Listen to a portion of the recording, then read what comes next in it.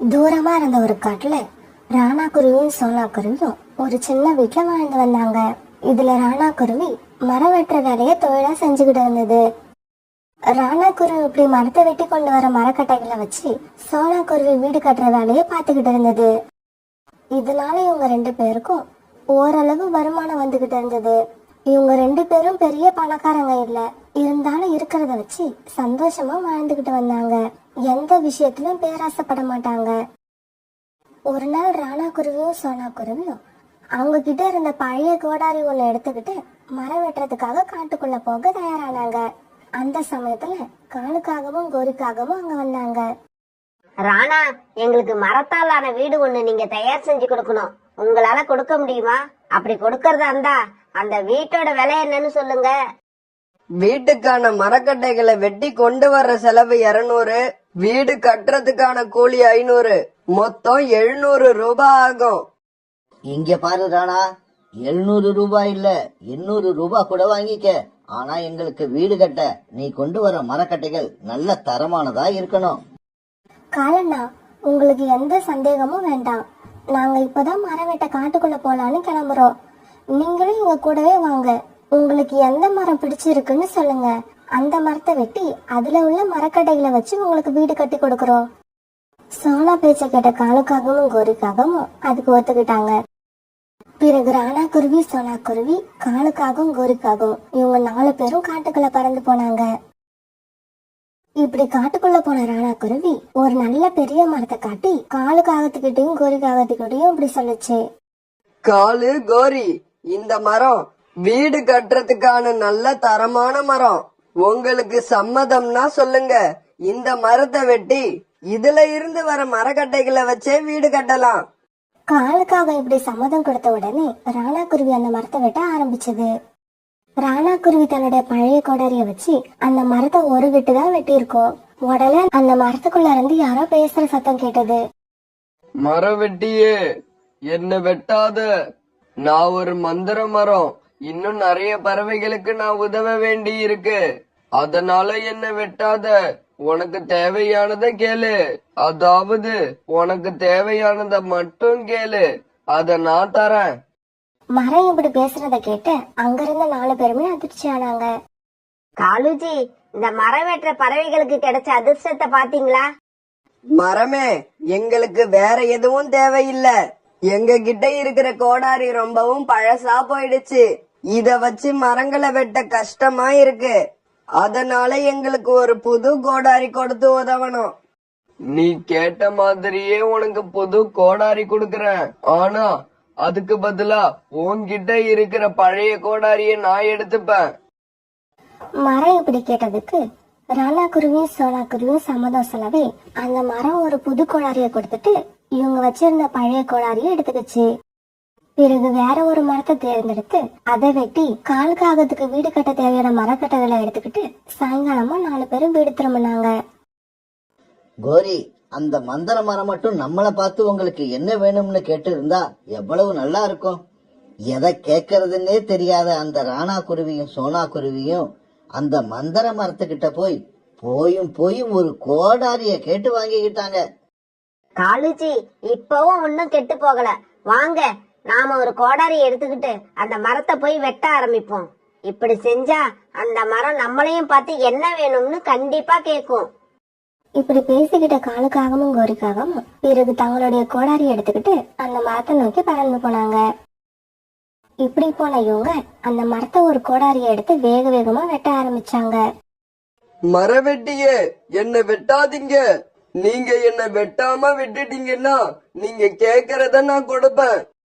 மரமே, எனக்கு மிகப்பெரிய பிரம்மாண்டமான எல்லா வசதிகளும் உள்ள ஒரு வீடு வேணும்.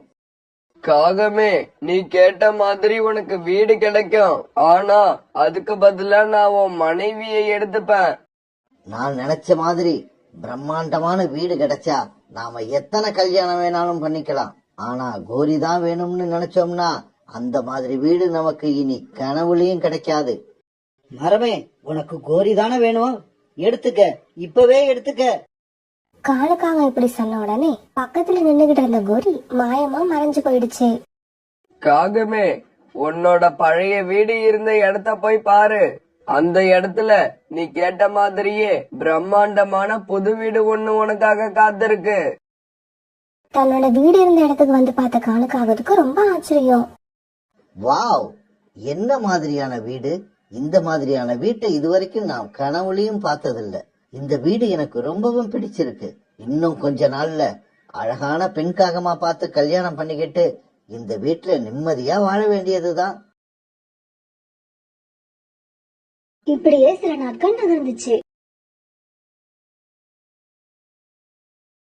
பிறகு கொஞ்ச நாள் கழிச்சு காலுக்காக மறுபடியும் அந்த மரத்தை கோடாரி எடுத்துக்கிட்டு போய் வெட்ட ஆரம்பிச்சது.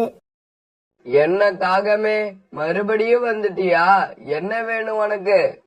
எனக்கு ஒரு புது காரும் ஏராளமான தங்கமும் வைரங்களும் வேணும். கொடுக்கறேன், நீ கேட்டத கொடுக்கறேன். ஆனா அதுக்கு பதிலா உன் ரெக்கைகள் ரெண்டுத்தையும் எடுத்துப்பேன். ஏராளமான பணம், தங்கம், வைரம், எங்க வேணும்னாலும் போய் வர்றதுக்கு காரும் கிடைக்கிறப்ப இந்த ரெக்கைகள் இருந்தாலும் ஒண்ணுதான், இல்லாட்டியும் ஒண்ணுதான். எடுத்துக்க, என்னோட ரெக்கைகளை எடுத்துக்க. தங்கமும் வைரமும், அப்புறம் எங்க வேணாலும் பயணம் பண்றதுக்கு காரும் கிடைக்கிறப்ப என்னோட ரெக்கைகள் எனக்கு தேவையே இல்ல. பிறகு அந்த மரம் காலுக்காகத்துக்கு ஒரு பெரிய கஜானாவையும் ஒரு காரையும் கொடுத்தது. ஆனா காலுக்காகத்தோட ரெக்கைகள் இப்ப அதுகிட்ட இல்ல. பிறகு காலுக்காக தன்னோட கஜானாவையும் காரையும் எடுத்துக்கிட்டு அங்க இருந்து கிளம்பி தன்னோட வீட்டுக்கு போச்சு. இப்ப காலுக்காகவும் அங்க உள்ள காடுகள்லயே மிகப்பெரிய பணக்கார பறவையாயிடுச்சு. அரண்மனை மாதிரி பெரிய வீடு. பிறகு அந்த வீட்டுல தங்கத்தையும் வைரத்தையும் கொட்டி வைக்கிறதுக்குன்னே ஒரு ரூம். ரெக்கைகள் இல்லாம வாழலாம், ஆனா இந்த மாதிரி வீடு, காரு, கணக்கில்லாத தங்க வைரம் இதெல்லாம் இல்லாம தான் என்னால வாழ முடியாது. இப்படியே சில நாட்கள் நகர்ந்துச்சு. காலுக்காகம் தான் கல்யாணம் பண்ணிக்கிறதுக்காக எத்தனையோ பெண் காகங்களை பாத்துருச்சு. ஆனா காலுவோட மனசுக்கு யாருமே அழகா தெரியல. இவ்ளோ பெரிய வீடும் தங்கமும் வைரமும் இருந்தும் மனசுக்கு பிடிச்ச மாதிரி மனைவி கிடைக்கவே இல்லை. இதனால காலுக்காக மனசுக்குள்ள ரொம்பவும் வருத்தப்பட்டது. ஆமா, நான் ஏன் மனைவி கிடைக்கலையேன்னு இன்னும் வருத்தப்பட்டுகிட்டு இருக்கேன். என்ன மாதிரி பைத்தியம் யாருமே இருக்க முடியாது. இதோ இப்பவே அந்த மந்திர மரத்துக்கிட்ட போறேன். உலகத்திலேயே மிக அழகான மனைவி வேணும்னு அதுகிட்டயே கேட்டு வாங்கிக்கிறேன். இப்படி நினைச்ச காலுக்காகவும் பிறகு அந்த மந்திர மரத்துக்கிட்ட போச்சு. காகமே, மறுபடியும் உனக்கு என்ன பிரச்சனை? இன்னும் என்னதான் வேணும் உனக்கு? உலகத்திலேயே மிக அழகான பெண் காகம் எனக்கு மனைவியா வரணும். அதுதான் என்னோட ஆசை. காகமே, நான் உனக்கு அதையும் கொடுக்கறேன். ஆனா அதுக்கும் பதிலா எனக்கு உன்னுடைய கால்கள் தேவைப்படுது. எடுத்துக்க, என்னோட கால்களை எடுத்துக்க. அழகான மனைவி, அரண்மனை மாதிரி வீடு, அப்புறம் எண்ண முடியாத அளவுக்கு தங்கமும் வைரமும் இருக்கு. அதனால எனக்கு இந்த கால்கள் தேவையே இல்ல. காலுக்காக இப்படி சொன்ன உடனே அந்த மரம் ஒரு அழகான பெண் காகத்தை காலுக்காகத்துக்கு மனைவியா கொடுத்தது. ஆனா அதுக்கு பதிலா காலுக்காகத்தோட கால்களை எடுத்துக்கிச்சு. அழகான மனைவியே, நான் என்னுடைய கால்களை கொடுத்து ஒன்னு வாங்கி இருக்கேன். என்ன சீக்கிரமா அந்த கார்ல உட்கார வை. ஒண்ணுனா இந்த காட்டுலயே பெரிய அரண்மனை மாதிரி உள்ள நம்ம வீட்டுக்கு அழைச்சுக்கிட்டு போறேன். பிறகு அந்த பெண்காகம் காலுக்காகத்தை கார்ல உட்கார வைக்க காலுக்காகம் காரை ஓட்டிக்கிட்டு தன்னோட வீட்டுக்கு போச்சு. பெண்காகமே, மாளிகை மாதிரி இருக்கிற இந்த வீட்டை பாரு. இந்த வீட்டுல கொட்டி கிடக்கிற தங்கங்களையும் வைரங்களையும் பாரு. இதையெல்லாம் பார்த்து சந்தோஷப்படாம ஏன் இன்னும் உன் முகம் வருத்தமாவே இருக்கு? இந்த மாதிரியான வசதி எல்லாம் கிடைக்கிறதுக்காக நீங்க உங்களோட ரெக்கைகள், கால்கள், உங்க மனைவி எல்லாரையும் இழந்திருக்கீங்க. இந்த மாதிரி வாழ்க்கை வாழறதுக்கு உங்களை தவிர வேற யாருமே விரும்ப மாட்டாங்க. ஏன், எனக்கு என்ன குறைச்ச? உலகத்துல யார்கிட்டயும் இல்லாத எல்லா வசதியும் என்கிட்ட இருக்கு. வேலை செய்யறதுக்கு வேலைக்காரங்க இருக்காங்க. எங்க வேணாலும் போயிட்டு வர்றதுக்கு என்கிட்ட கார் இருக்கு. பாக்குறதுக்கு கண்ணுக்கு அழகான மனைவி நீ இருக்க. இதுக்கப்புறம் ஒரு மனுஷனுக்கு என்னதான் வேணும்? ஆமா, வேணும் தான். எனக்கு இன்னும் ஒன்னே ஒண்ணு வேணும். அது மட்டும் கிடைச்சிருச்சுன்னா அதுக்கப்புறம் நான் வேற எதுக்குமே ஆசைப்பட மாட்டேன். இப்படியே சில நாட்கள் நகர்ந்துச்சு. பிங்கி பிங்கி, சீக்கிரமா என்ன தூக்கி அந்த கார்ல உட்கார வை. நாம அந்த மந்திர மரத்துக்கிட்ட போகணும். காலுக்காக சொன்னபடியே பிங்கி காலுக்காக தூக்கி கார்ல உட்கார வச்சது. பிறகு காலுக்காக தன்னோட மனைவியை அழைச்சுக்கிட்டு காட்டுக்குள்ள இருந்த அந்த மந்திர மரத்துக்கிட்ட போச்சு. காகமே, மறுபடியும் எதுக்கு இங்க வந்த? எனக்கு பதிலா கொடுக்கறதுக்கு உன்கிட்ட எதுவுமே இல்லைன்னு நினைக்கிறேன். மந்திர மரமே, அப்படி சொல்லாத. இப்ப மட்டும் நான் கேக்குறத கொடு, அதுக்கப்புறம் நான் உன்கிட்ட வரவே மாட்டேன். இதுதான் என்னோட கடைசி ஆசை. சொல்லு, இந்த நிலைமையில நீ இன்னும் எதுக்கு ஆசைப்படுற? மந்திர மரமே, எனக்கு சாவே இல்லாத வாழ்க்கை வேணும். ஆமா, எனக்கு மரணமே இருக்க கூடாது. இதுக்கு பதிலா நீ எதை கேட்டாலும் நான் கொடுக்கறேன். சரி, நீ கேட்டதை நான் கொடுக்கறேன். ஆனா அதுக்கும் பதிலா உன்னோட கண்கள் எனக்கு வேணும். மந்திர மரம் இப்படி கேட்டதுக்கு அந்த பேராசை பிடிச்ச காகம் என்ன தெரியுமா சொல்லுச்சு? எடுத்துக்க, என்னோட கண்களை எடுத்துக்க. என்னோட கண்கள் தானே வேணும், தாராளமா எடுத்துக்க. ஆனா நான் கேட்ட மாதிரி மரணமே இல்லாத வாழ்க்கையை எனக்கு கொடு. என்ன வழி நடத்தி அழைச்சுக்கிட்டு போக அழகான மனைவி என்கிட்ட இருக்கா. மத்தபடி வாழ்க்கைய சந்தோஷமா வாழ தேவையான எல்லா வசதிகளும் சௌரியங்களும் என்கிட்ட இருக்கு. காலுக்காக இப்படி சொன்ன உடனே காலுக்காக கேட்ட மாதிரியே மரணமே இல்லாத வாழ்க்கைய காலுக்காகத்துக்கு அந்த மரம் கொடுத்தது. பிறகு காலுக்காகத்தை கார்ல உட்கார வச்சு அதோட மனைவி பிங்கிக்காகவும் அதை வீட்டுக்கு அழைச்சிட்டு வந்தது. முடியாது, என்னால உங்களை மாதிரி ஒரு காகத்து கூட என்னால வாழவே முடியாது. உட்காரத்துக்கும் நடக்கிறதுக்கும் உங்ககிட்ட கால்கள் இல்ல, பறக்கிறதுக்கும் ரெக்கைகள் இல்ல, பாக்கறதுக்கு கண்கள் கூட இல்ல. உங்களை பார்த்தாலே எனக்கு அருவருப்பா இருக்கு. இந்த நிலைமையில உங்க கூட நான் எப்படி வாழ முடியும்? பிங்கி, நீ அப்படி சொல்லக்கூடாது. நீ இப்படி முடிவு பண்ணுனா இந்த வீடு, போக வர காரு, நினைச்சபடி வாழ வசதியான வாழ்க்கை, இது எல்லாத்தையும் நீ இழக்க வேண்டி வரும். காகமே, நீ இப்படி சொன்ன எதையுமே நான் இழக்க போறது இல்ல. அதுக்கு பதிலா ஒன்னதான் நான் இந்த வீட்டை விட்டு வெளியே அனுப்ப போறேன். அதுக்கப்புறம் என்னோட மனசுக்கு பிடிச்ச காகத்தை கல்யாணம் பண்ணிக்கிட்டு இந்த வீட்டுல நான் சந்தோஷமா வாழ்வேன். இப்படி சொன்ன பிங்கிக்காகவும் பிறகு தன்னுடைய வேலையாட்களை கூப்பிட்டுச்சு. இதோ இந்த அருவருப்பான காகத்தை தூக்கிட்டு போய் தூரமா உள்ள ஏதோ ஒரு காட்டுல போட்டுட்டு வந்துருங்க. பிங்கிக்காக சொன்ன மாதிரியே அவங்க காலுக்காக தூக்கி கொண்டு போய் தூரமா உள்ள ஒரு காட்டுல போட்டுட்டு வந்துட்டாங்க. இப்ப காலுக்காகத்துக்கிட்ட நடக்கிறதுக்கு கால்கள் இல்ல, பறக்கிறதுக்கு ரெக்கைகள் இல்ல, பாக்குறதுக்கு கண்கள் இல்ல, உதவி செய்ய கூட பக்கத்துல யாருமே இல்ல. ஆனா இப்ப அதுகிட்ட மரணமே இல்லாத வாழ்க்கை மட்டும்தான் இருந்தது. அன்னைக்கு சோனா குருவியும் பியூட்டியும் ரொம்ப சந்தோஷமா இருந்தாங்க. அதுக்கு காரணம் சோனா குருவி தன்னோட பொண்ணு பியூட்டிய முதல்ல அந்த வருஷம் ஸ்கூல்ல சேர்க்கறதுக்கு எல்லா ஏற்பாடும் பண்ணிடுச்சு. காலையிலேயே சீக்கிரமா எழுந்திருச்சு ஸ்கூலுக்கு போறதுக்கு தயாரான பியூட்டி அம்மாவை அவசரப்படுத்திக்கிட்டே இருந்துச்சு. அம்மா, சீக்கிரமா கிளம்புங்க. நாம லேட்டா போனா அட்மிஷன் நடந்து முடிஞ்சிடுச்சுன்னு சொல்லிடுவாங்க. இங்க பாரு பியூட்டி, நீ அத பத்தி கவலைப்படாத. நான் புறா அண்ணா கிட்ட சொல்லி பிரின்சிபல் வரைக்கும் பேசிட்டேன். எப்படி இருந்தாலும் உன்னை இன்னைக்கு ஸ்கூல்ல சேர்க்காம நான் வீட்டுக்கு திரும்பி வரவே மாட்டேன். இப்படி பேசிக்கிட்டு சோனா குருவும் பியூட்டியும் பிறகு ஸ்கூலை நோக்கி பறந்து போனாங்க. உன் பேர் என்னம்மா? என் பேரு சோனா. நான் உங்களை கேட்கலமா, உங்க பொண்ண கேட்டேன். சார், என் பேரு பியூட்டி. உங்க அம்மா பேர் என்ன? எங்க அம்மா பேரு சோனா. உங்க அப்பா பேர் என்ன?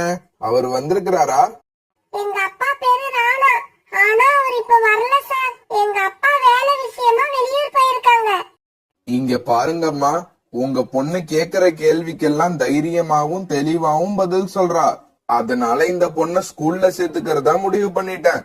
நீங்க பக்கத்துல உள்ள ரூமுக்கு போய் ஃபீஸ கட்டிட்டு வீட்டுக்கு போயிடுங்க. நாளைக்கு உங்க பொண்ண ஸ்கூலுக்கு அனுப்பி விடுங்க. அவர் இப்படி சொன்னதுக்கு அப்புறம் தான் பியூட்டிக்கு நிம்மதியா இருந்தது. பிறகு சோனா குருவும் பியூட்டியும் தங்களோட வீட்டுக்கு திரும்பி வந்தாங்க. அன்னைக்கு ராத்திரி தூங்குறதுக்காக படுத்த சோனா குருவிய பியூட்டி தூங்கவே விடல. ஸ்கூலுக்கு போறத பத்தி பேசிக்கிட்டே இருந்தா. அம்மா, ஸ்கூலுக்கு போனா நிறைய ஃப்ரெண்ட்ஸ் கிடைப்பாங்க இல்ல? ஆமா, நிறைய பேர் கூட பேசலாம், நிறைய ஃப்ரெண்ட்ஸ் படிப்பாங்க. ஆனா அதுல நல்லவங்க யாரு கெட்டவங்க யாருன்னு நாம தான் கண்டுபிடிக்கணும். அம்மா, நீங்க ஸ்கூலுக்கு போன ஃபர்ஸ்ட் டே உங்களுக்கு எப்படி இருந்துச்சு? உங்களுக்கு நிறைய ஃப்ரெண்ட்ஸ் கிடைச்சாங்களா?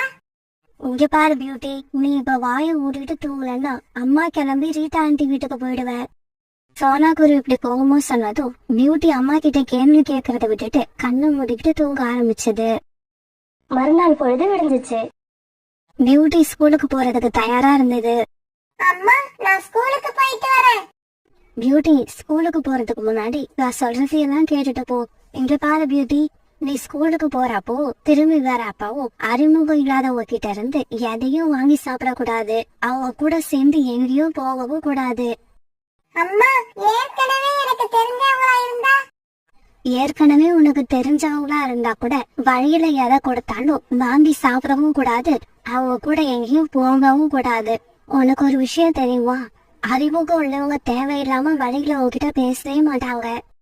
அம்மா, எதுக்காக இப்ப எனக்கு இவ்வளவு கண்டிஷன் போடுறீங்க? இங்க பாரு பியூட்டி, 2 நாளைக்கு முன்னாடி ஸ்கூலுக்கு போயிட்டு திரும்பி வந்த ரோனி குருவியோட குழந்தைய யாரோ கிட்னாப் பண்ணிட்டு போயிட்டாங்க. அன்னைக்கு சாயங்காலம் ஆச்சு.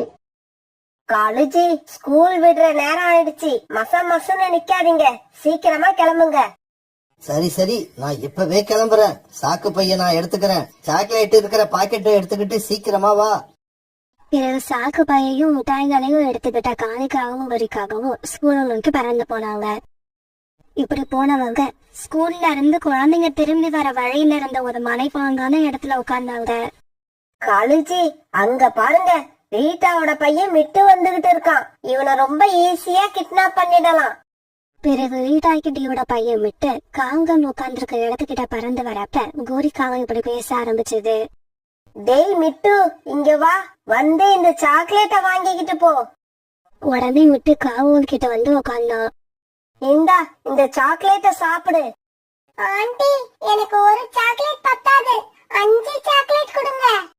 டேய் மிட்டு, நீ முதல்ல இந்த ஒரு சாக்லேட்டை சாப்பிடு. அதுக்கப்புறம் நீ எத்தனை கேட்டாலும் நான் கொடுக்கறேன். காலுக்காக இப்படி சொன்ன உடனே மிட்டா அந்த சாக்லேட்டை வாயில போட்டு சாப்பிட ஆரம்பிச்சான். சாக்லேட்டை சாப்பிட்ட விட்டு அப்படியே வழங்கிக்கியா விழுந்துட்டான். டேய் மிட்டு, உன்னால இந்த ஒரு சாக்லேட்டையே முழுசா சாப்பிட முடியல. இதுல உனக்கு 5 சாக்லேட் கேக்குதா? இப்படி சொன்ன காலுக்காகவும் பிறகு மிட்டுவை தூக்கி தன்னோட சாகு பையில போட்டுக்கிச்சு. உடனே காலுக்காகவும் கோரிக்காகவும் அங்க இருந்து பறந்து போனாங்க. சிஷ்யா, இதோட 3 குழந்தைகள் ஆயிடுச்சு. ஆமாம் தலைவி, இன்னும் 2 குழந்தைங்க தான். அதையும் கொண்டு வந்து கொடுத்துட்டீங்கன்னா அந்த 5 குழந்தைங்களையும் கடலுக்கு அந்த பக்கம் உள்ள காட்டுக்கு தூக்கிக்கிட்டு போய் வித்துட்டு வந்துடலாம். பூமர், இன்னும் 2 குழந்தைகளை கொண்டு வந்து கொடுத்துட்டா நீ பேசினபடியே எங்களுக்கு 1 லட்சம் ரூபாய் கொடுத்துருவல்ல? காலு தலைவா, அதுல சந்தேகமே வேண்டாம்.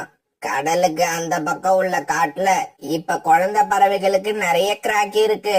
5 குழந்தைங்களை கொண்டு போய் கொடுத்தா கண்டிப்பா எப்படியும் 2 லட்சம் ரூபாய் கொடுப்பாங்க. அத நாம 2 பேரும் ஆளுக்கு பாதியா எடுத்துப்போம்.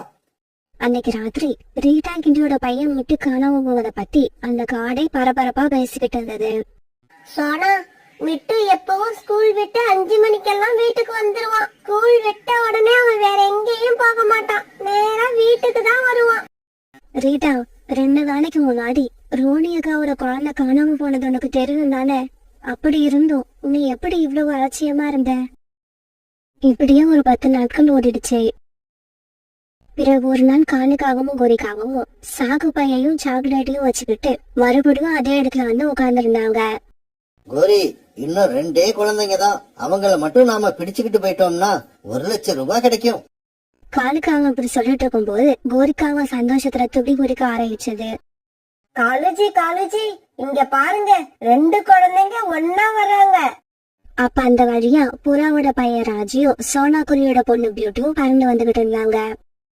காலேஜி, ஒரே கல்லுல 2 மாங்காய். இந்த 2 குழந்தைங்களையும் இன்னைக்கு நாம ஒரே அமுக்கி பூமர் கிட்ட தூக்கிட்டு போயிடணும். குழந்தைங்களா, இங்க வாங்க, இந்த சாக்லேட்டை வாங்கிக்கிட்டு போங்க. கோரிக்காக இப்படி சொன்னதும் ராஜியும் பியூட்டியும் அங்க வந்து உட்கார்ந்தாங்க. இந்தாங்க, இந்த சாக்லேட்டை வாங்கிக்கோங்க. கோரிக்காக இப்படி சொல்லி சாக்லேட்டை கொடுத்த உடனே ராஜி வாங்கிக்கிட்டா. ஆனா பியூட்டி வாங்கல. ஏய் குருவி, நீ ஏன் சாக்லேட் வாங்க மாட்டேங்கிற? உனக்கு பிடிக்காதா? அப்படியெல்லாம் இல்ல, எனக்கு சாக்லேட் பிடிக்கும். இருந்தாலும் அறிமுகம் இல்லாதவங்க கொடுத்தா வாங்க கூடாதுன்னு எங்க அம்மா சொல்லி இருக்காங்க. இந்த சோனா குருவி எது செஞ்சாலும் அது நமக்கு ஆப்போசிட்டாவே இருக்கு. சரி சரி, சாக்லேட் வேண்டாம்ல, இந்த இடத்துல உட்காராத, உடனே கிளம்பி போ. தம்பி, நீ சாக்லேட்ட சாப்பிடுறா. ராஜி, சாக்லேட்டை சாப்பிட்டுட்டு சீக்கிரம் என் கூட வா, நாம வீட்டுக்கு போகணும். இங்க பாரு, அவன் உன் கூட வரமாட்டான், நீ கிளம்பலாம். அவன் வர்றதுக்கு நேரம் ஆகும். முடியாது, நான் அவனை அழைச்சுக்கிட்டு தான் போவேன். இங்க பாரு குருவி, மறுபடியும் இப்படி அடம் பிடிச்ச ஒரே அடியை அடிச்சு இந்த குளத்துல தூக்கி போட்டுருவேன். காலுக்காக இப்படி பயமுறுத்தின உடனே பியூட்டி அங்க இருந்து பறந்து போய் செடிகளுக்கு மறைவுல உட்காந்து என்ன நடக்குதுன்னு வேடிக்கை பார்க்க ஆரம்பிச்சது. வழக்கம் போல மிட்டாய் சாப்பிட்ட உடனே ராஜி மயக்கமாயி கீழே விழுந்தான். உடனே அவன் தூக்கி சாக்கு பையில போட்டுக்கிட்டு காலுக்காகவும் குறிக்காகவும் அங்க இருந்து பறந்து போனாங்க. உடனே பியூட்டியும் அவங்களுக்கு தெரியாம அவங்க பின்னாடியே பறந்து போச்சு.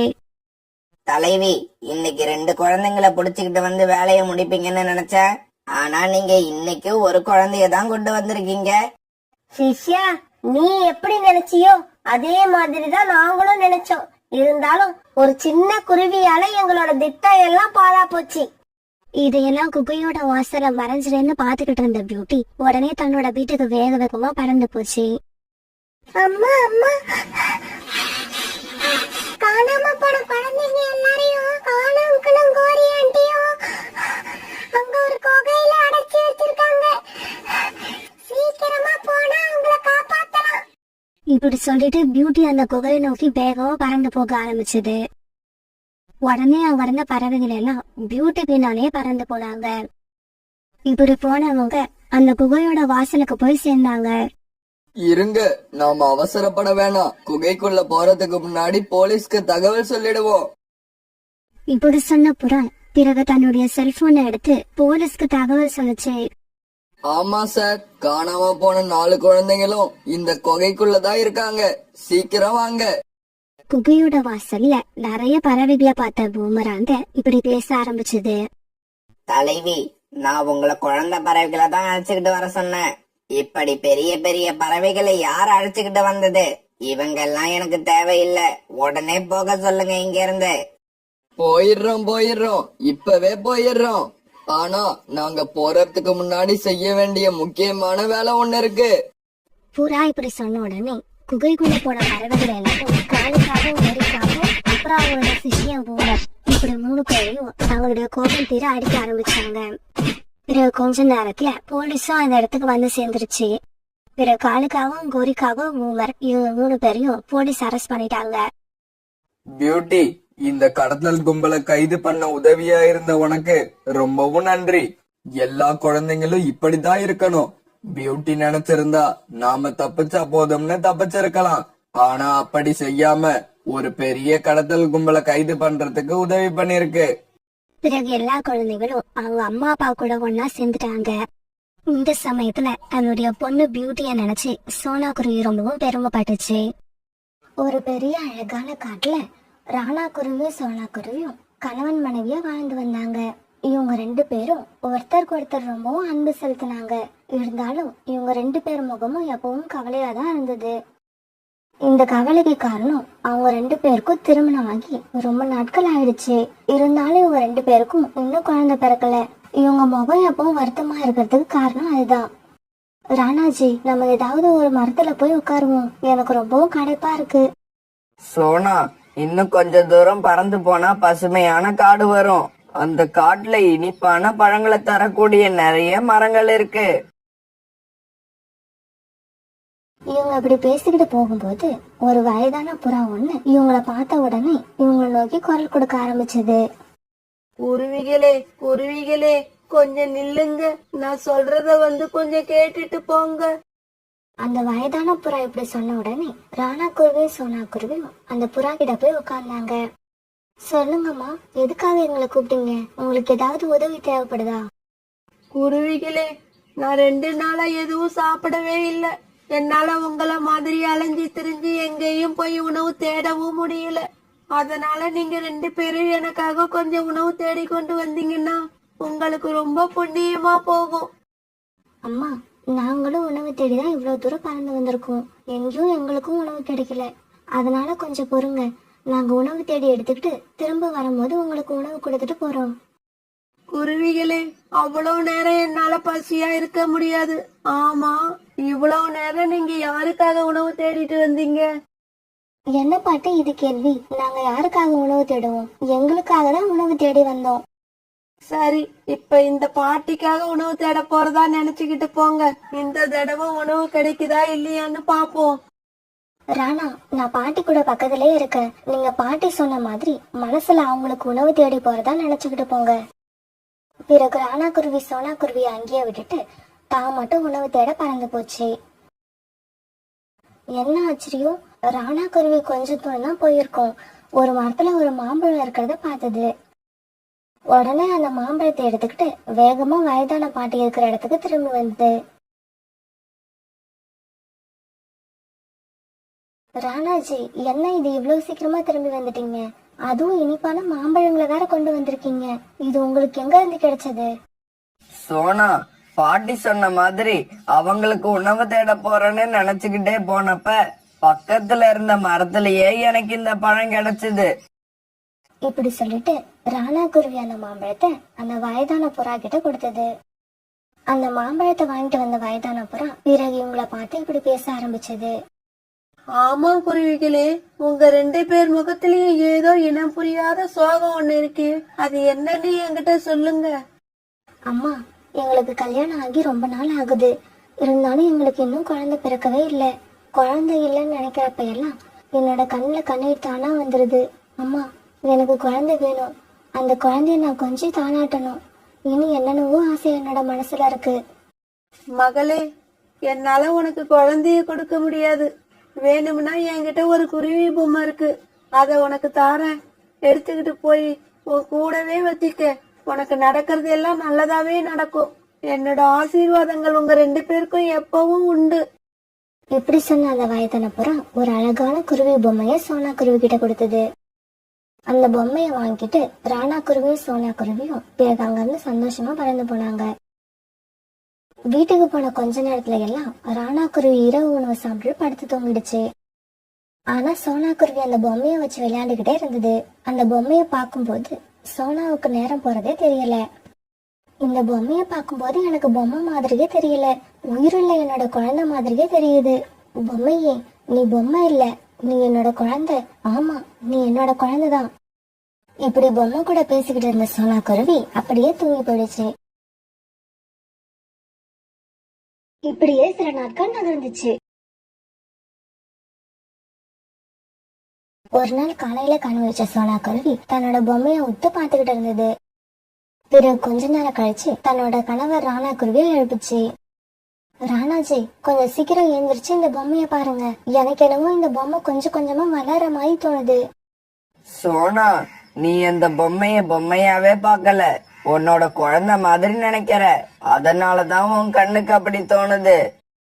இல்ல ராணாஜி, இந்த பொம்மைய நம்ம அந்த பாட்டி அம்மா கிட்ட இருந்து வாங்கினப்ப இருந்ததை விட இப்ப கண்டிப்பா வளர்ந்துருக்கு. பிறகு கொஞ்ச நேரம் ராணா குருவியும் சோனா குருவியும் அந்த பொம்மைய பத்தியே பேசிக்கிட்டு இருந்தாங்க. பிறகு உணவு தேட வெளியில போன ராணா குருவிக்கு அன்னைக்கு பூரா உணவு கிடைக்கல. பிறகு சாயங்காலமா ஒரு இடத்துல கொய்யாப்பழம் ஒண்ணு கீழே விழுந்து கிடந்தா பார்த்தது. இப்படி கொய்யாப்பழம் கிடைச்சதுக்கு கடவுளுக்கு நன்றி சொன்ன ராணா குருவி பிறகு அந்த பழத்தை எடுத்துக்கிட்டு வேகமா வீட்டுக்கு திரும்பி வந்துச்சு.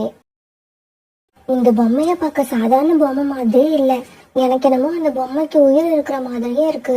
உயிர் இல்லைன்னா இந்த பொம்மை எப்படி வளர முடியும்? இப்படிப்பட்ட பொம்மைய நான் ரொம்பவும் பாதுகாப்பா வச்சுக்கணும். சோனா குருவி இப்படி தனக்கு தானே பேசிக்கிட்டு இருக்கப்ப ராணா குருவி அந்த கொய்யா பழத்தை எடுத்துட்டு வீட்டுக்கு திரும்பி வந்தது. பிறகு கணவன் மனைவி 2 பேரும் சேர்ந்து அந்த கொய்யா பழத்தை சாப்பிட்டாங்க. இரவு உணவு முடிச்ச இவங்க அப்படியே தங்களோட கூடுகள்ல படுத்து தூங்கவும் ஆரம்பிச்சாங்க. அந்த சமயத்துல ஏதோ ஒரு பறவை ஆபத்துல மாட்டிக்கிட்டு காப்பாத்த சொல்லி குரல் கொடுக்கற மாதிரி இருந்தது. அந்த குரலை கேட்ட ராணா குருவி சோனா குருவி இவங்க 2 பேருமே எழுந்திரிச்சு உட்கார்ந்தாங்க. காப்பாத்துங்க, என்ன காப்பாத்துங்க, இந்த மரக்கரைய தூக்கி என்ன காப்பாத்துங்க, நான் கத்துறத யாராவது கேக்குறீங்களா இல்லையா? ராணாஜி, யாரோ ஆபத்துல மாட்டி இருக்காங்கன்னு நினைக்கிறேன். சீக்கிரம் போய் யாருன்னு பாருங்க, அவங்களுக்கு உதவி செய்யுங்க. இதோ இப்பவே போறேன் சோனா, போய் யாருன்னு பாக்குறேன். இப்படி கொஞ்ச தூரம் பறந்து போன ராணா குருவி ஒரு இடத்துல ஒரு மரக்கிளைக்கு கீழே கோரிக்காக மாட்டி இருக்கத பார்த்தது. காப்பாத்துங்க, என்ன காப்பாத்துங்க.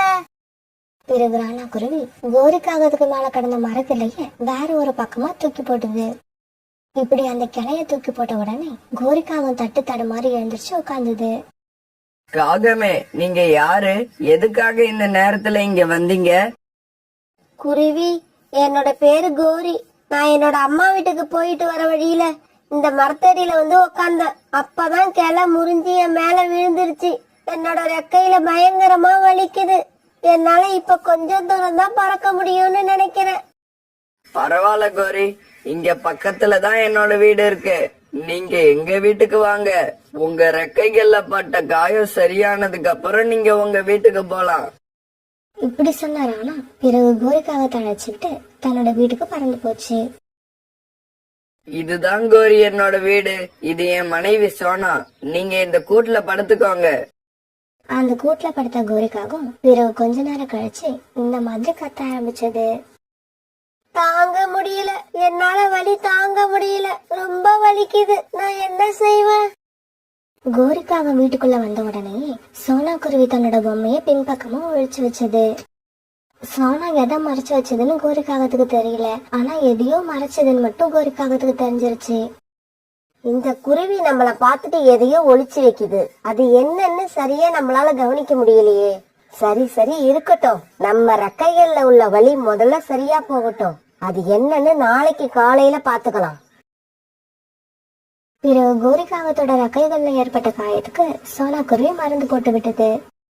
பிறகு அன்னைக்கு ராத்திரி எல்லாரும் நல்லா தூங்கினாங்க. மறுநாள் பொழுது விடிஞ்சிச்சு. காலையில சோனா குருவியும் ராணா குருவியும் கண் விழிக்கிறதுக்கு முன்னாடி கோரிக்காகவும் கண் விழிச்சிருச்சு. ராத்திரி சோனா குருவி நம்ம கிட்ட இருந்து எதையோ மறைச்சுது. ஆனா அது என்னன்னு தெரியல. அது எங்கதான் வச்சிருக்கோம்? இப்படி யோசிச்சுக்கிட்டு இருந்த கோரிக்காவும் சோனா படுத்திருந்த கூட்டுல இருந்த பொம்மைய பாத்துருச்சு. ஓஹோ, இந்த பொம்மையதான் நம்ம கிட்ட இருந்து மறைச்சு மறைச்சு வச்சுதா? அப்படி மறைச்சு வைக்கிற அளவுக்கு இந்த பொம்மையில என்னதான் இருக்கு? ஒன்னும் புரியலையே. இப்படி யோசிச்சுக்கிட்டே அந்த பொம்மைய பாத்துக்கிட்டு இருந்த கோரி இப்ப அந்த பொம்மை கண் சிமிட்டுறத பாத்துச்சு. இத பார்த்த கோரிக்காகத்துக்கு ஆச்சரியம் தாங்கல. உடனே தாவி போய் அந்த பொம்மைய கையில எடுத்துக்குச்சு. என்ன இது? இந்த பொம்மை கண் சிமிட்டுது. ஆச்சரியமா இருக்கே. இப்படி ஒரு பொம்மையை இது வரைக்கும் நான் பார்த்ததே இல்ல. கோரியோட சத்தத்தை கேட்ட ராணா குருவி சோனா குருவி இவங்க ரெண்டு பேருமே இப்ப கண் விழிச்சு எந்திரிச்சிட்டாங்க. கோரிக்காவன் கையில தன்னோட பொம்மை இருக்கிறத பார்த்த உடனே ரொம்பவும் கோபமான சோனா குருவி அந்த பொம்மைய தான் பக்கம் எடுத்துக்கிச்சு. யார கேட்டுக்கிட்டு இந்த பொம்மைய நீங்க கையில எடுத்தீங்க? போங்க வெளியில. இதுக்கப்புறம் நீங்க இந்த வீட்டுல இருக்க கூடாது. சோனா இந்த அளவுக்கு கோவப்படுதுன்னா இந்த பொம்மையில ஏதோ ஒரு ரகசியம் இருக்கணும்.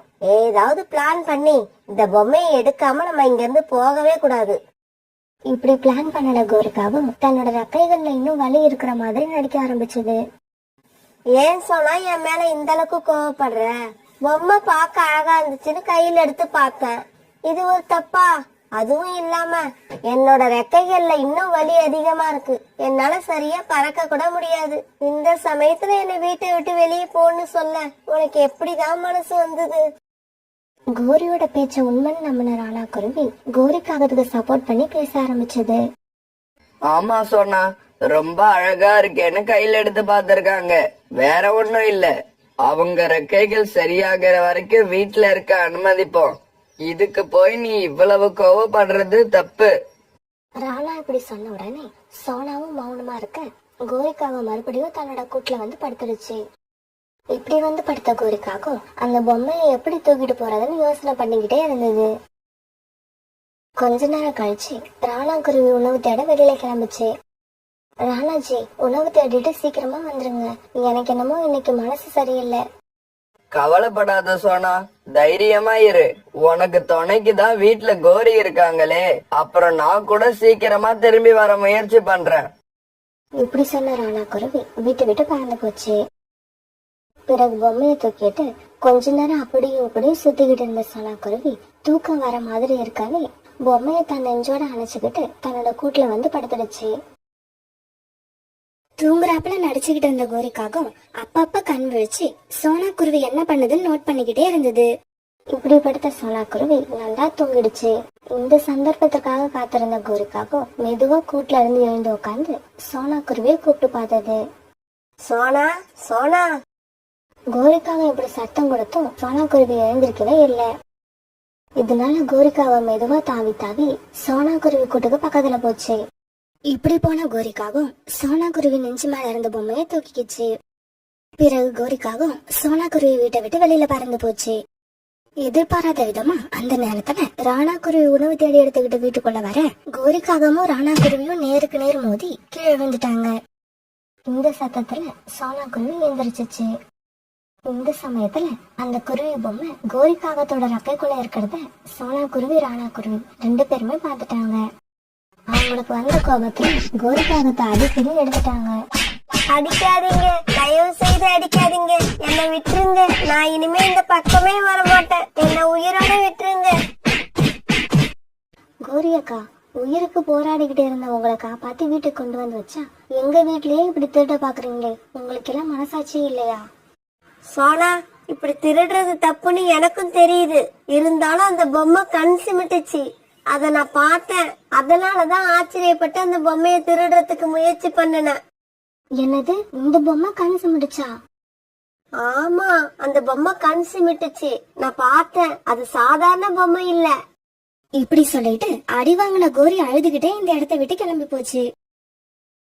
பிறகு ரொம்ப நேரத்துக்கு ராணா குருவியும் சோனா குருவியும் கோரி செஞ்ச காரியத்தை பத்தியே பேசிக்கிட்டு இருந்தாங்க.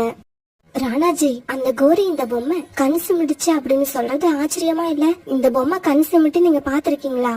இல்ல சோனா, நான் பார்த்தது இல்ல. இந்த பொம்மை கண் சிமிட்டுற மாதிரி அந்த கோரி கற்பனை பண்ணிருக்கும்னு நினைக்கிறேன். அப்படிதான் இருக்கும் ராணாஜி. ஏன்னா எல்லாரையும் விட நான் தான் இந்த பொம்மையை அதிக நேரம் பாத்துக்கிட்டே இருக்கேன். ஆனா இந்த பொம்மை கண் சிமிட்டி நானே இது வரைக்கும் ஒரு தடவை கூட பார்த்ததே இல்ல. இப்படி பேசிக்கிட்டே இருந்த ராணா குருவியும் சோனா குருவியும் பிறகு தங்களோட கூட்டுல படுத்து தூங்க ஆரம்பிச்சாங்க. இவங்க இப்படி படுத்து கொஞ்ச நேரம் தான் இருக்கும். யாரோ கூப்பிடுற மாதிரி சத்தம் கேட்ட சோனா குருவி மெதுவா கண் விழிச்சு பார்த்தது.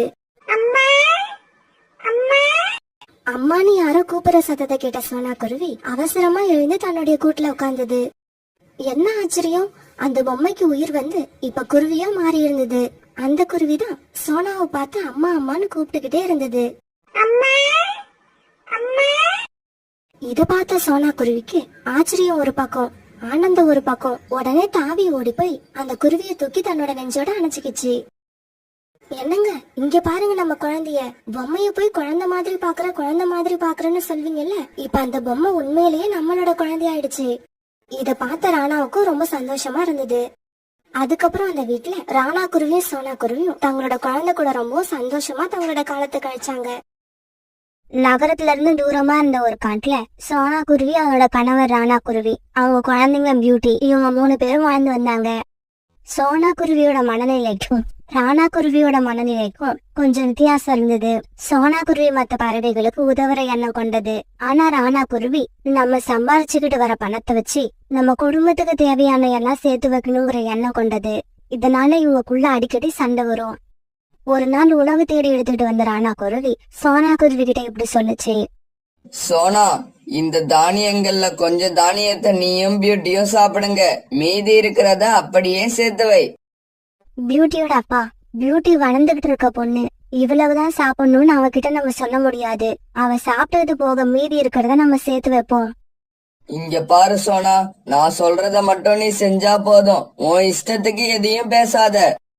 இப்படி சொன்ன ராணா குருவி பிறகு கோபத்தோட வெளியில பறந்து போச்சு. பிறகு சோனா குருவியும் பியூட்டியும் கொஞ்சம் தானியங்களை சாப்பிட்டு வீட்டுல படுத்து இருந்தாங்க. அந்த சமயத்துல வீட்டு கதவை யாரோ தட்டுற சத்தம் கேட்டது. சோனா குருவி வெளியில போய் பார்த்தப்ப அங்க ஒரு சாது நின்னுகிட்டு இருந்தாரு. குருவி, எனக்கு ரொம்ப பசிக்குது, சாப்பிட ஏதாவது தானியங்கள் இருந்தா கொடு. அந்த சாது இப்படி கேட்ட உடனே சோனா குருவி வீட்டுக்குள்ள போய் தன்னோட கணவர் சேமிச்சு வச்சிருந்த தானியங்கள்ல இருந்து கொஞ்சம் தானியங்கள் எடுத்துட்டு வந்து அவருக்கு கொடுத்தது. இங்க நடந்தது எல்லாத்தையும் அங்க ஒரு மரத்துல உட்கார்ந்திருந்த கோரிக்காவும் பாத்துக்கிட்டே இருந்தது. ராணா குருவி எப்ப பார்த்தாலும் சிக்கனம் சேமிப்புன்னு பேசிக்கிட்டு இருக்கு. இந்த சோனா குருவி என்னடான்னா வர்றவங்க போறவங்களுக்கெல்லாம் தானியங்களை அள்ளி விட்டுக்கிட்டு இருக்கு. இத உடனே போய் ராணா கிட்ட சொல்லணும். இப்படி நினைச்ச கோரிக்காகும் உடனே ராணா குருவிய பார்க்க பறந்து போச்சு. ராணா, நீ மழை வெயிலுன்னு பார்க்காம வேலை பார்த்து தானியங்களை கொண்டு போய் வீட்டுல சேமிச்சு வைக்கிற. ஆனா உன்னோட மனைவி வர்றவங்க போறவங்களுக்கு எல்லாம் தானியங்களை வாரி வழங்கிக்கிட்டு இருக்கு. கோரி, நீ என்ன சொல்ல வர? ராணா, இப்ப நான் வர்றப்ப என்ன தெரியுமா நடந்தது? உன் மனைவி போற வர பறவைகளை எல்லாம் கூப்பிட்டு தானியங்களை வாரி வாரி வழங்கிக்கிட்டு இருக்கா. இது கேட்ட உடனே ராணா குருவிக்கு பயங்கர கோபம் வந்துச்சு. உடனே தன்னோட வீட்டை நோக்கி பறந்து போச்சு. ராணா குருவி போற வேகத்தை பார்த்தா இன்னைக்கு சோனா குருவி சரியா வாங்க போகுதுன்னு நினைக்கிறேன். அந்த கண்கொள்ளா காட்சியை நாமளும் போய் பார்த்தாகணும். இப்படி நினைச்ச கோரிக்காகும் பிறகு ராணா குருவி பின்னாலேயே பறந்து போச்சு. பியூட்டியோட அப்பா, என்ன இவ்வளவு சீக்கிரம் வந்திருக்கீங்க? என்ன விஷயம்? நீ யாருக்காவது இப்ப தானியங்களை எடுத்து கொடுத்தியா? நீங்க ஏன் இவ்வளவு கோபமா இருக்கீங்க? என்ன நடந்தது? நீ முதல்ல நான் கேட்ட கேள்விக்கு பதில் சொல்லு. தானியங்களை கொடுத்தியா இல்லையா? ஆமா, கொடுத்தேன். ஒரு சாது வந்து ரொம்ப பசிக்குதுன்னு சொன்னாரு. அவருக்கு கொஞ்சமா தானியங்கள் எடுத்து கொடுத்தேன். வெளிய போயிடு. இப்பவே வீட்டை விட்டு வெளிய போயிடு. என்னோட அனுமதி இல்லாம எதுக்காக நீ தானியங்களை எடுத்து மத்தவங்களுக்கு கொடுத்த? ராணாஜி, கொஞ்சம் பொறுமையா நான் சொல்றதை கேளுங்க. சோனா, நான் எதையும் கேட்க தயாரா இல்ல. நீ இப்பவே வெளியில போயிடு. சொல்லிக்கிட்டே இருக்கல்ல, என்னோட வீட்டை விட்டு முதல்ல நீ வெளிய போ. இத கேட்ட சோனா குருவி அழ ஆரம்பிச்சது. பியூட்டியோட அப்பா, நீங்க இப்ப எல்லாம் எதுக்கு எடுத்தாலும் வீட்டை விட்டு வெளியே போன்னு சொல்ல ஆரம்பிச்சிட்டீங்க. கிளம்பிடுறேன். இன்னைக்கு நான் நீங்க சொன்ன மாதிரியே வீட்டை விட்டு கிளம்பிடுறேன். பியூட்டி, வா நம்ம வீட்டை விட்டு வெளியே போயிடுவோம். பியூட்டி என் கூட தான் இருப்பா. என்னை விட்டுட்டு எங்கேயும் வரமாட்டா.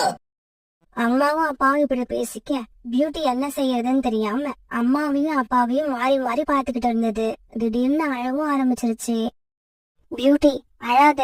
நான் எங்க போனாலும் உன்னையும் அழைச்சிட்டு தான் போவேன். உன்னை இங்க விட்டுட்டு நான் போக மாட்டேன். சோனா, முதல்ல நீ இந்த வீட்டை விட்டு வெளிய போ. என் பேச்ச கேட்காத உன்னோட முகத்தை பார்க்கவே எனக்கு பிடிக்கல.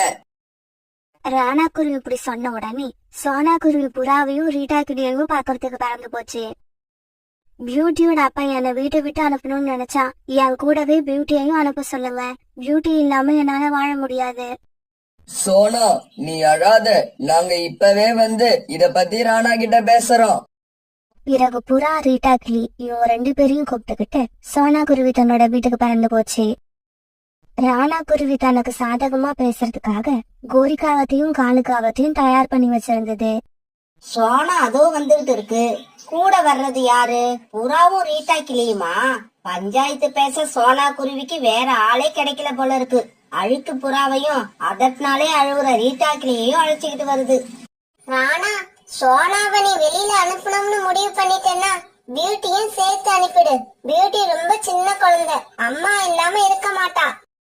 இங்க பாரு ரீட்டா, பியூட்டிய அனுப்புறதா வேண்டாமான்னு ராணா தான் முடிவு பண்ணணும். இது அவங்க குடும்ப விஷயம். அதுல தலையிடுறதுக்கு நீ யாரு? பாவம் ராணா கஷ்டப்பட்டு உழைச்சி தானியங்களை கொண்டு வந்து சேர்த்து வைக்குது. மகாராணி வீட்டுல உட்காந்துகிட்டு வாரி வாரி கொடுக்கறா. மனைவி இப்படி பொறுப்பு இல்லாம இருந்தா யாருக்குதான் கோபம் வராது? காலு, இது ராணாவோட குடும்ப விஷயம் தானே. பிறகு எதுக்காக நீயும் உன்னோட மனைவியும் அதுல தலையிடுறீங்க? ஒரு குடும்பத்துல தேவையில்லாம குழப்பம் வருதுன்னா கண்டிப்பா அங்க கோரி இருக்கணும். கோரி இல்லைன்னா குழப்பமே வராது. காலேஜி, இந்த அழுக்கு புறா என்ன பத்தி அபாண்டமா பேசுது. பாத்துக்கிட்டு சும்மா இருக்கீங்க. இவங்க இப்படி பேசிக்கிட்டு இருக்கப்ப இங்க நடக்கிற விஷயத்தை கேள்விப்பட்டு அந்த காட்டுல வாழ்ந்த கழுகு அங்க வந்தது. இந்த காட்டுல மத்தவங்களுக்கு உதாரணம் சொல்றாப்புல இருந்த குடும்பம் உங்க குடும்பம் மட்டும்தான். இப்ப இங்கேயும் பிரச்சனை வந்துருச்சா? கோரி வந்துட்டா பின்னாடியே பிரச்சனையும் வந்துதானே ஆகணும். இங்க பாரு புறா, நீ வர வர ரொம்ப ஓவரா பேசுற. ஏய், யாரும் சத்தம் போடாதீங்க. நான் சொல்றதை கேளுங்க. நான் எது செஞ்சாலும் அது நியாயமா தான் இருக்கும். பியூட்டி செல்லம், நீ சொல்லுமா, நீ யார்கிட்ட இருக்க போற? அம்மா கிட்ட இருக்க போறியா இல்ல அப்பா கிட்ட இருக்க போறியா? நான் எங்க அம்மா கூட போறேன்.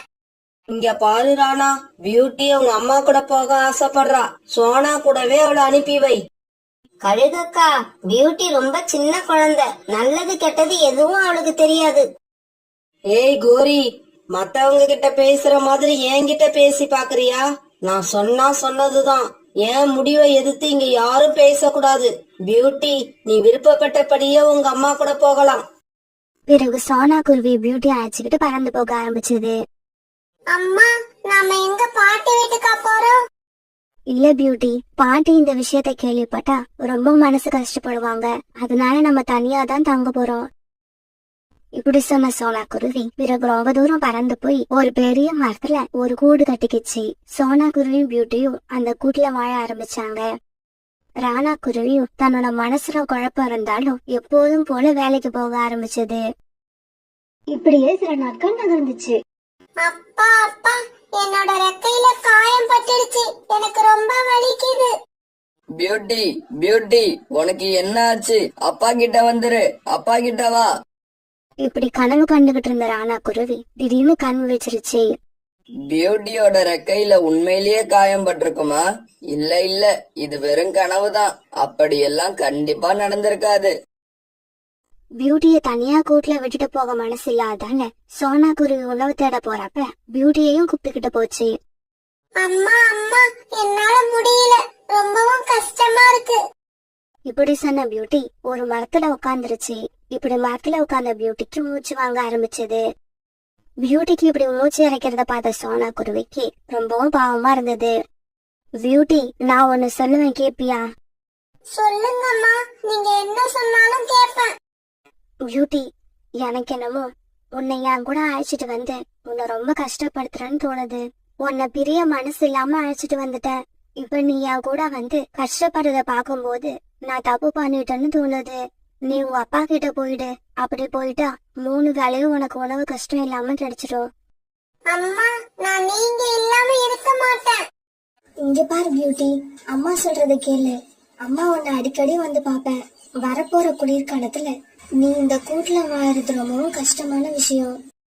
இப்படி சொன்ன சோனா குருவி பிறகு பியூட்டியை அழைச்சுக்கிட்டு ரீட்டா கிளி வீட்டுக்கு போச்சு. ரீட்டா, நீ பியூட்டியை அழைச்சுக்கிட்டு போய் அவங்க அப்பா கிட்ட விட்டுடு.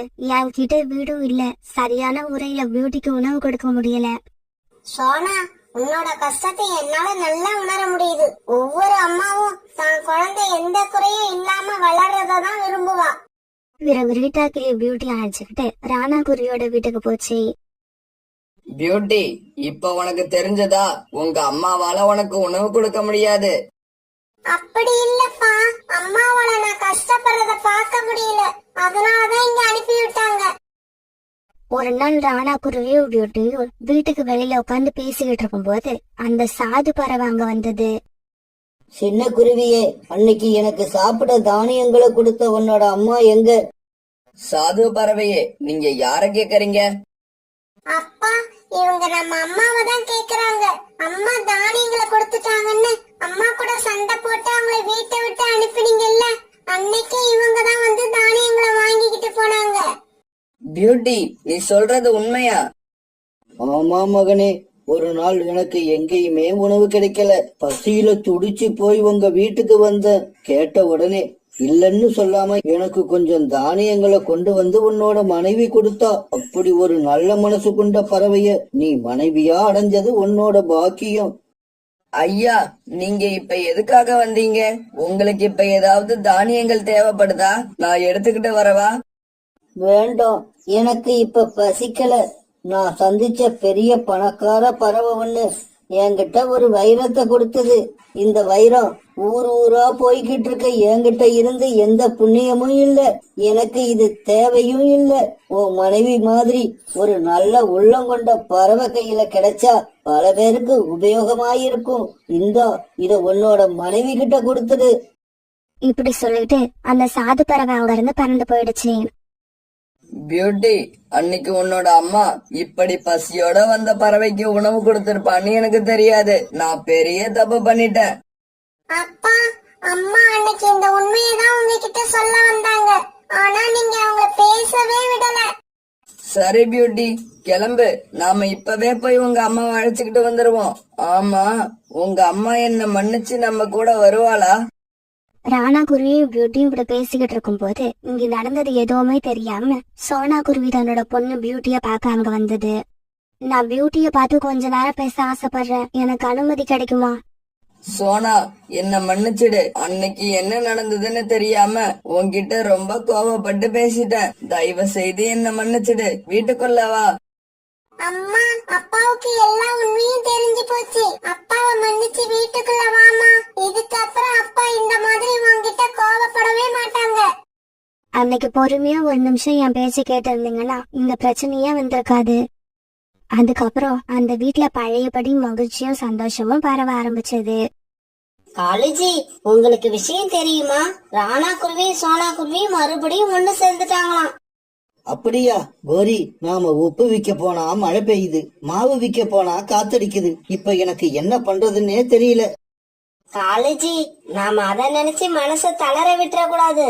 அடுத்தடுத்து அவங்கள பிரிக்க முயற்சி பண்ணிக்கிட்டே இருக்கணும். ஒரு நாள் உணவு தேட வந்த ராணா குருவியும் சோனா குருவியும் கடுமையான மழையில மாட்டிக்கிட்டாங்க. அவங்களால மழையில சரியா பறந்து போக முடியல. இருந்தாலும் வீட்டுல பியூட்டி மட்டும் தனியா இருக்கிறத நினைச்சு தொடர்ந்து பறந்துகிட்டு இருந்தாங்க. சோனா, என்ன நடந்தாலும் சரி, நீ என் பின்னால பறந்து வந்துகிட்டே இரு. வேற எதை பத்தியும் யோசிக்காத. இந்த சமயத்துல பலமா வீசின காத்தால அவங்களால நேராவே பறக்க முடியல. காத்து அவங்க 2 பேரையும் தன்னோட மனம் போன போக்குல இழுத்துக்கிட்டு போச்சு. சோனா குருவி காத்துல பறந்து போய் ஒரு மரத்தோட கிடையில மாட்டிக்கிச்சு. எவ்வளவு முயற்சி பண்ணியும் அதால அந்த மரத்தை விட்டு வெளியில வரவே முடியல. இதே சமயம் பலமா வீசின காத்து ராணா குருவியை ரொம்ப தூரம் இழுத்துட்டு போயிடுச்சு. பிறகு ராத்திரி ஆச்சு. உணவு தேட போன அம்மாவும் அப்பாவும் இன்னும் வரல. அவங்களுக்கு என்னாச்சுன்னு தெரியல. மறுநாள் பொழுது விடிஞ்சிச்சு. இப்ப அந்த காடு ரொம்பவும் அமைதியா இருந்தது. பறவைகள் எல்லாம் வழக்கம் போல உணவு தேட போய்கிட்டு இருந்தாங்க. காலையில உணவு தேட வந்த புறாவும் ஒரு டாக்கிலையும் ஒரு மரத்தோட கிளையில மாட்டிக்கிட்டு மயக்கமா இருந்த சோனா குருவிய பாத்துட்டாங்க. ரீட்டா, அங்க பாரு, அந்த மரத்துல மயக்கமா கிடக்கிறது சோனா குருவி மாதிரி இருக்கு. புறா, அது சோனா குருவியதான். வா போய் என்னாச்சுன்னு பாப்போம். இப்படி போனவங்க பிறகு சோனா குருவி அந்த மரத்தோட கிளைகள்ல இருந்து மேல தூக்குனாங்க. புறாண்ணா, பியூட்டியோட அப்பா வீட்டுக்கு போயிட்டாங்களா? இத நீங்க அவரை எங்கேயாவது பாத்தீங்களா? நேற்று வீசின காத்துல நான் இந்த மரத்துல வந்து விழுந்துட்டேன். அந்த காத்து அவரை எங்க இழுத்துட்டு போச்சுன்னே தெரியல. சோனா, நாங்க இது வரைக்கும் ராணாவை பார்க்கவே இல்ல. சரி வா, வீட்டுக்கு போய் ராணா இருக்கான்னு பாப்போம். இப்படி பேசிக்கிட்ட இவங்க சோனா குருவி வீட்டை நோக்கி பறக்க ஆரம்பிச்சாங்க. அம்மா, அப்பா எங்க? ராத்திரி நீங்க 2 பேரும் இல்லாம நான் ரொம்ப பயந்து போயிட்டேன். உடனே சோனா குருவி நடந்த கதை எல்லாத்தையும் பியூட்டி கிட்ட சொல்லுச்சு. உங்க அப்பாவை எங்கேயுமே காணல, அவருக்கு என்ன ஆச்சுன்னு தெரியல. சோனா குருவியும் பியூட்டியும் அதுக்கப்புறம் ராணா குருவி வீட்டுக்கு திரும்பி வரும்னு ரொம்ப எதிர்பார்த்தாங்க. ஆனா ராணா குருவி வரவே இல்ல. இதே சமயத்துல சுந்தரவன காட்டுல இருந்து தூரமா இருந்த ஒரு காட்டுல ராணா குருவி தன்னுடைய கையில அடிபட்டு மயக்கமாயி கிடந்தது. நேற்று ராத்திரி வீசின காத்து சுந்தரவன காட்டுல இருந்த ராணா குருவி அங்க இருந்து ரொம்ப தூரம் இழுத்துட்டு வந்து வேற ஒரு காட்டுல போட்டுடுச்சு. காலுஜி, அங்க பாருங்க, ஏதோ ஒரு குருவி ரெக்கையில அடிபட்டு மயக்கமா கிடக்கு. யாரு எங்க எப்படி கிடந்தா நமக்கு என்ன? நீ வா, நம்ம வேலைய பாப்போம். அப்படி இல்ல காலுஜி, அந்த குருவிய பார்த்தா நம்ம காட்டுல உள்ள குருவி மாதிரி தெரியல. அதனால ஒருவேளை அந்த குருவி உயிரோட இருந்துச்சுன்னா அதுக்கு முதல் உதவி செஞ்சு நம்மளோட மாந்தோட்டத்துல வேலை பார்க்க வச்சுக்கலாம். சம்பளமும் கொஞ்சமா கொடுத்தா போதும். கோரி, நீ சொல்றதும் சரிதான். இன்னும் சொல்ல போனா சம்பளமே கொடுக்க வேண்டாம், சாப்பாடு போட்டா மட்டும் போதும். இப்படி பேசிக்கிட்ட காங்கள் 2 பேரும் பிறகு ராணா குருவி கிட்ட போய் உட்கார்ந்தாங்க. குருவி, கண்ணை திறந்து பாரு. நீ யாரு? எதுக்காக இங்க வந்து படுத்திருக்க? பிறகு மெதுவா கண்ணு திறந்து பார்த்த ராணா குருவி நடந்தது எல்லாத்தையும் அந்த காங்கள் கிட்ட சொல்லுச்சு. பிறகு காங்கள் 2 பேரும் ராணா குருவியை தங்களுடைய வீட்டுக்கு தூக்கிட்டு போனாங்க. இப்படி தூக்கிட்டு போன இவங்க ராணா குருவியோட காயத்துக்கு மருந்து போட்டுக்கிட்டாங்க. இங்க பாரு குருவி, உன்னால இப்ப பறக்க முடியாது. அதனால நல்லா ரெஸ்ட் எடு. இங்க பாருங்க, என்னால ஓய்வெடுக்க முடியாது. சுந்தரவன காட்டுல இருக்கிற என்னோட மனைவியும் குழந்தையும் என்ன ஆனாங்கன்னே தெரியல. இப்ப நான் உடனே அங்க போய் ஆகணும். இங்க பாரு ராணா, இந்த நிலைமையில உன்னால பறக்க முடியாது. அப்புறம் எப்படி உன்னோட வீட்டுக்கு போக முடியும்? பேசாம நீ இங்கேயே இரு. உன்னோட வீடு எங்க இருக்குன்னு சொல்லு. உன்னோட மனைவியும் குழந்தையும் வீட்டுல இருக்காங்களா, எப்படி இருக்காங்கன்னு நாங்க போய் பாத்துட்டு வரோம். சரி, சுந்தரவன காட்டுக்கும் நடுவுல இருக்கிற பெரிய வேப்ப மரத்துலதான் எங்களோட வீடு இருக்கு. என்னோட மனைவி இல்ல குழந்தை யார பார்த்தாலும் நான் உயிரோட தான் இருக்கேன்னு சொல்லுங்க. உங்களுக்கு புண்ணியமா போகும். கண்டிப்பா சொல்றோம். இந்த மாதிரி நல்ல காரியம் செய்யறதுன்னா எங்களுக்கு அல்வா சாப்பிடுற மாதிரி.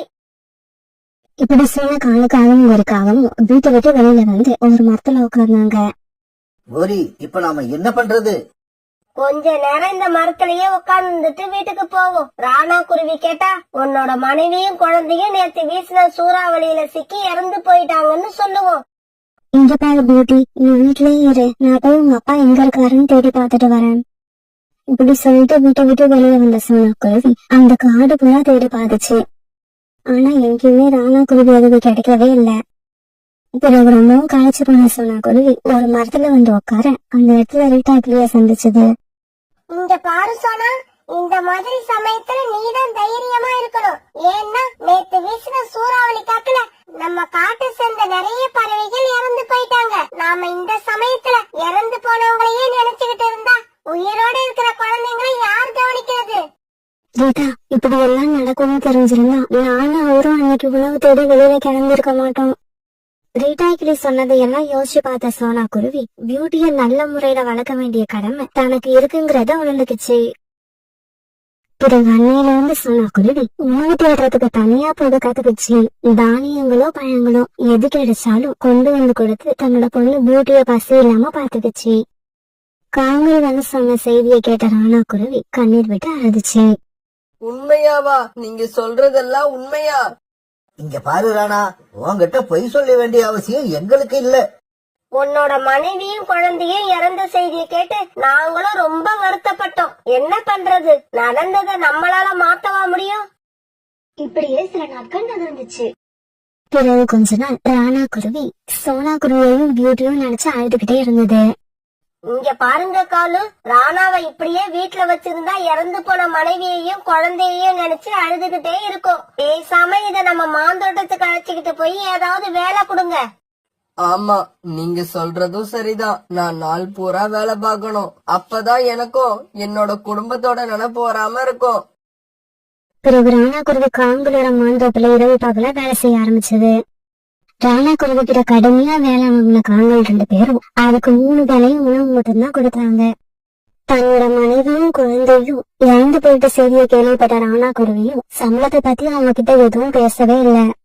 தினமும் உணவு தேட போற சோனா குருவி தன்னுடைய காட்டை விட்டு வேற காட்டுக்கு போச்சுன்னா அங்க பாக்குற பறவைகள் கிட்ட தன்னோட கணவரை பத்தி விசாரிக்கிறத வழக்கமா வச்சிருந்தது. ஒரு நாள் உணவு தேடி வீட்டை விட்டு வந்த சோனா குருவி உணவு கிடைக்காததால ரொம்ப தூரம் பறந்து வந்தது. இப்படி பறந்து வந்த சோனா குருவி ராணா குருவி இருக்கிற காட்டுக்கே வந்து சேர்ந்துருச்சு. அந்த காட்டுக்கு வந்து சேர்ந்த உடனே ஒரு மரத்துல உட்கார்ந்திருந்த கோரிக்காகத்தை பார்த்துட்டு சோனா குருவி அதுகிட்ட போச்சு. இங்க பாருங்க, என்னோட பேரு சோனா. இப்படி ஆரம்பிச்ச சோனா குருவி வழக்கம் போல கோரிக்காகத்துக்கிட்ட தன்னுடைய கணவரை பத்தி விசாரிச்சது.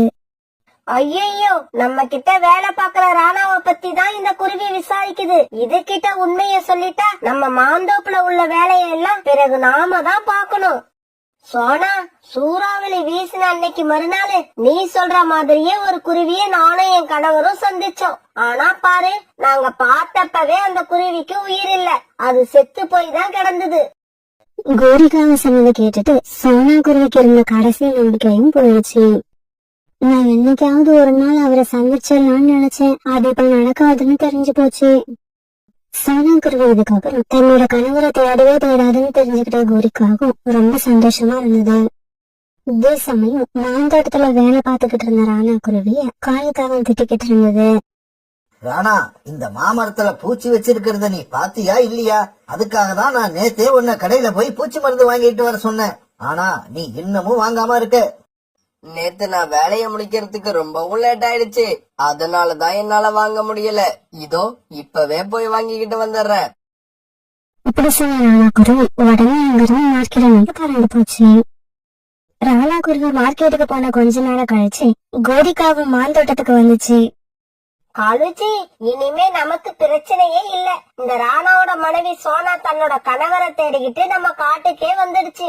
நான் அதுகிட்ட உன்னோட கணவர் செத்து போய் கிடந்தத நாங்க பார்த்தோம்னு பொய் சொல்லிட்டேன். இனிமே அது தன்னோட கணவரை தேடவே தேடாது. அது சரி, ராணாவை எங்க காணோம்?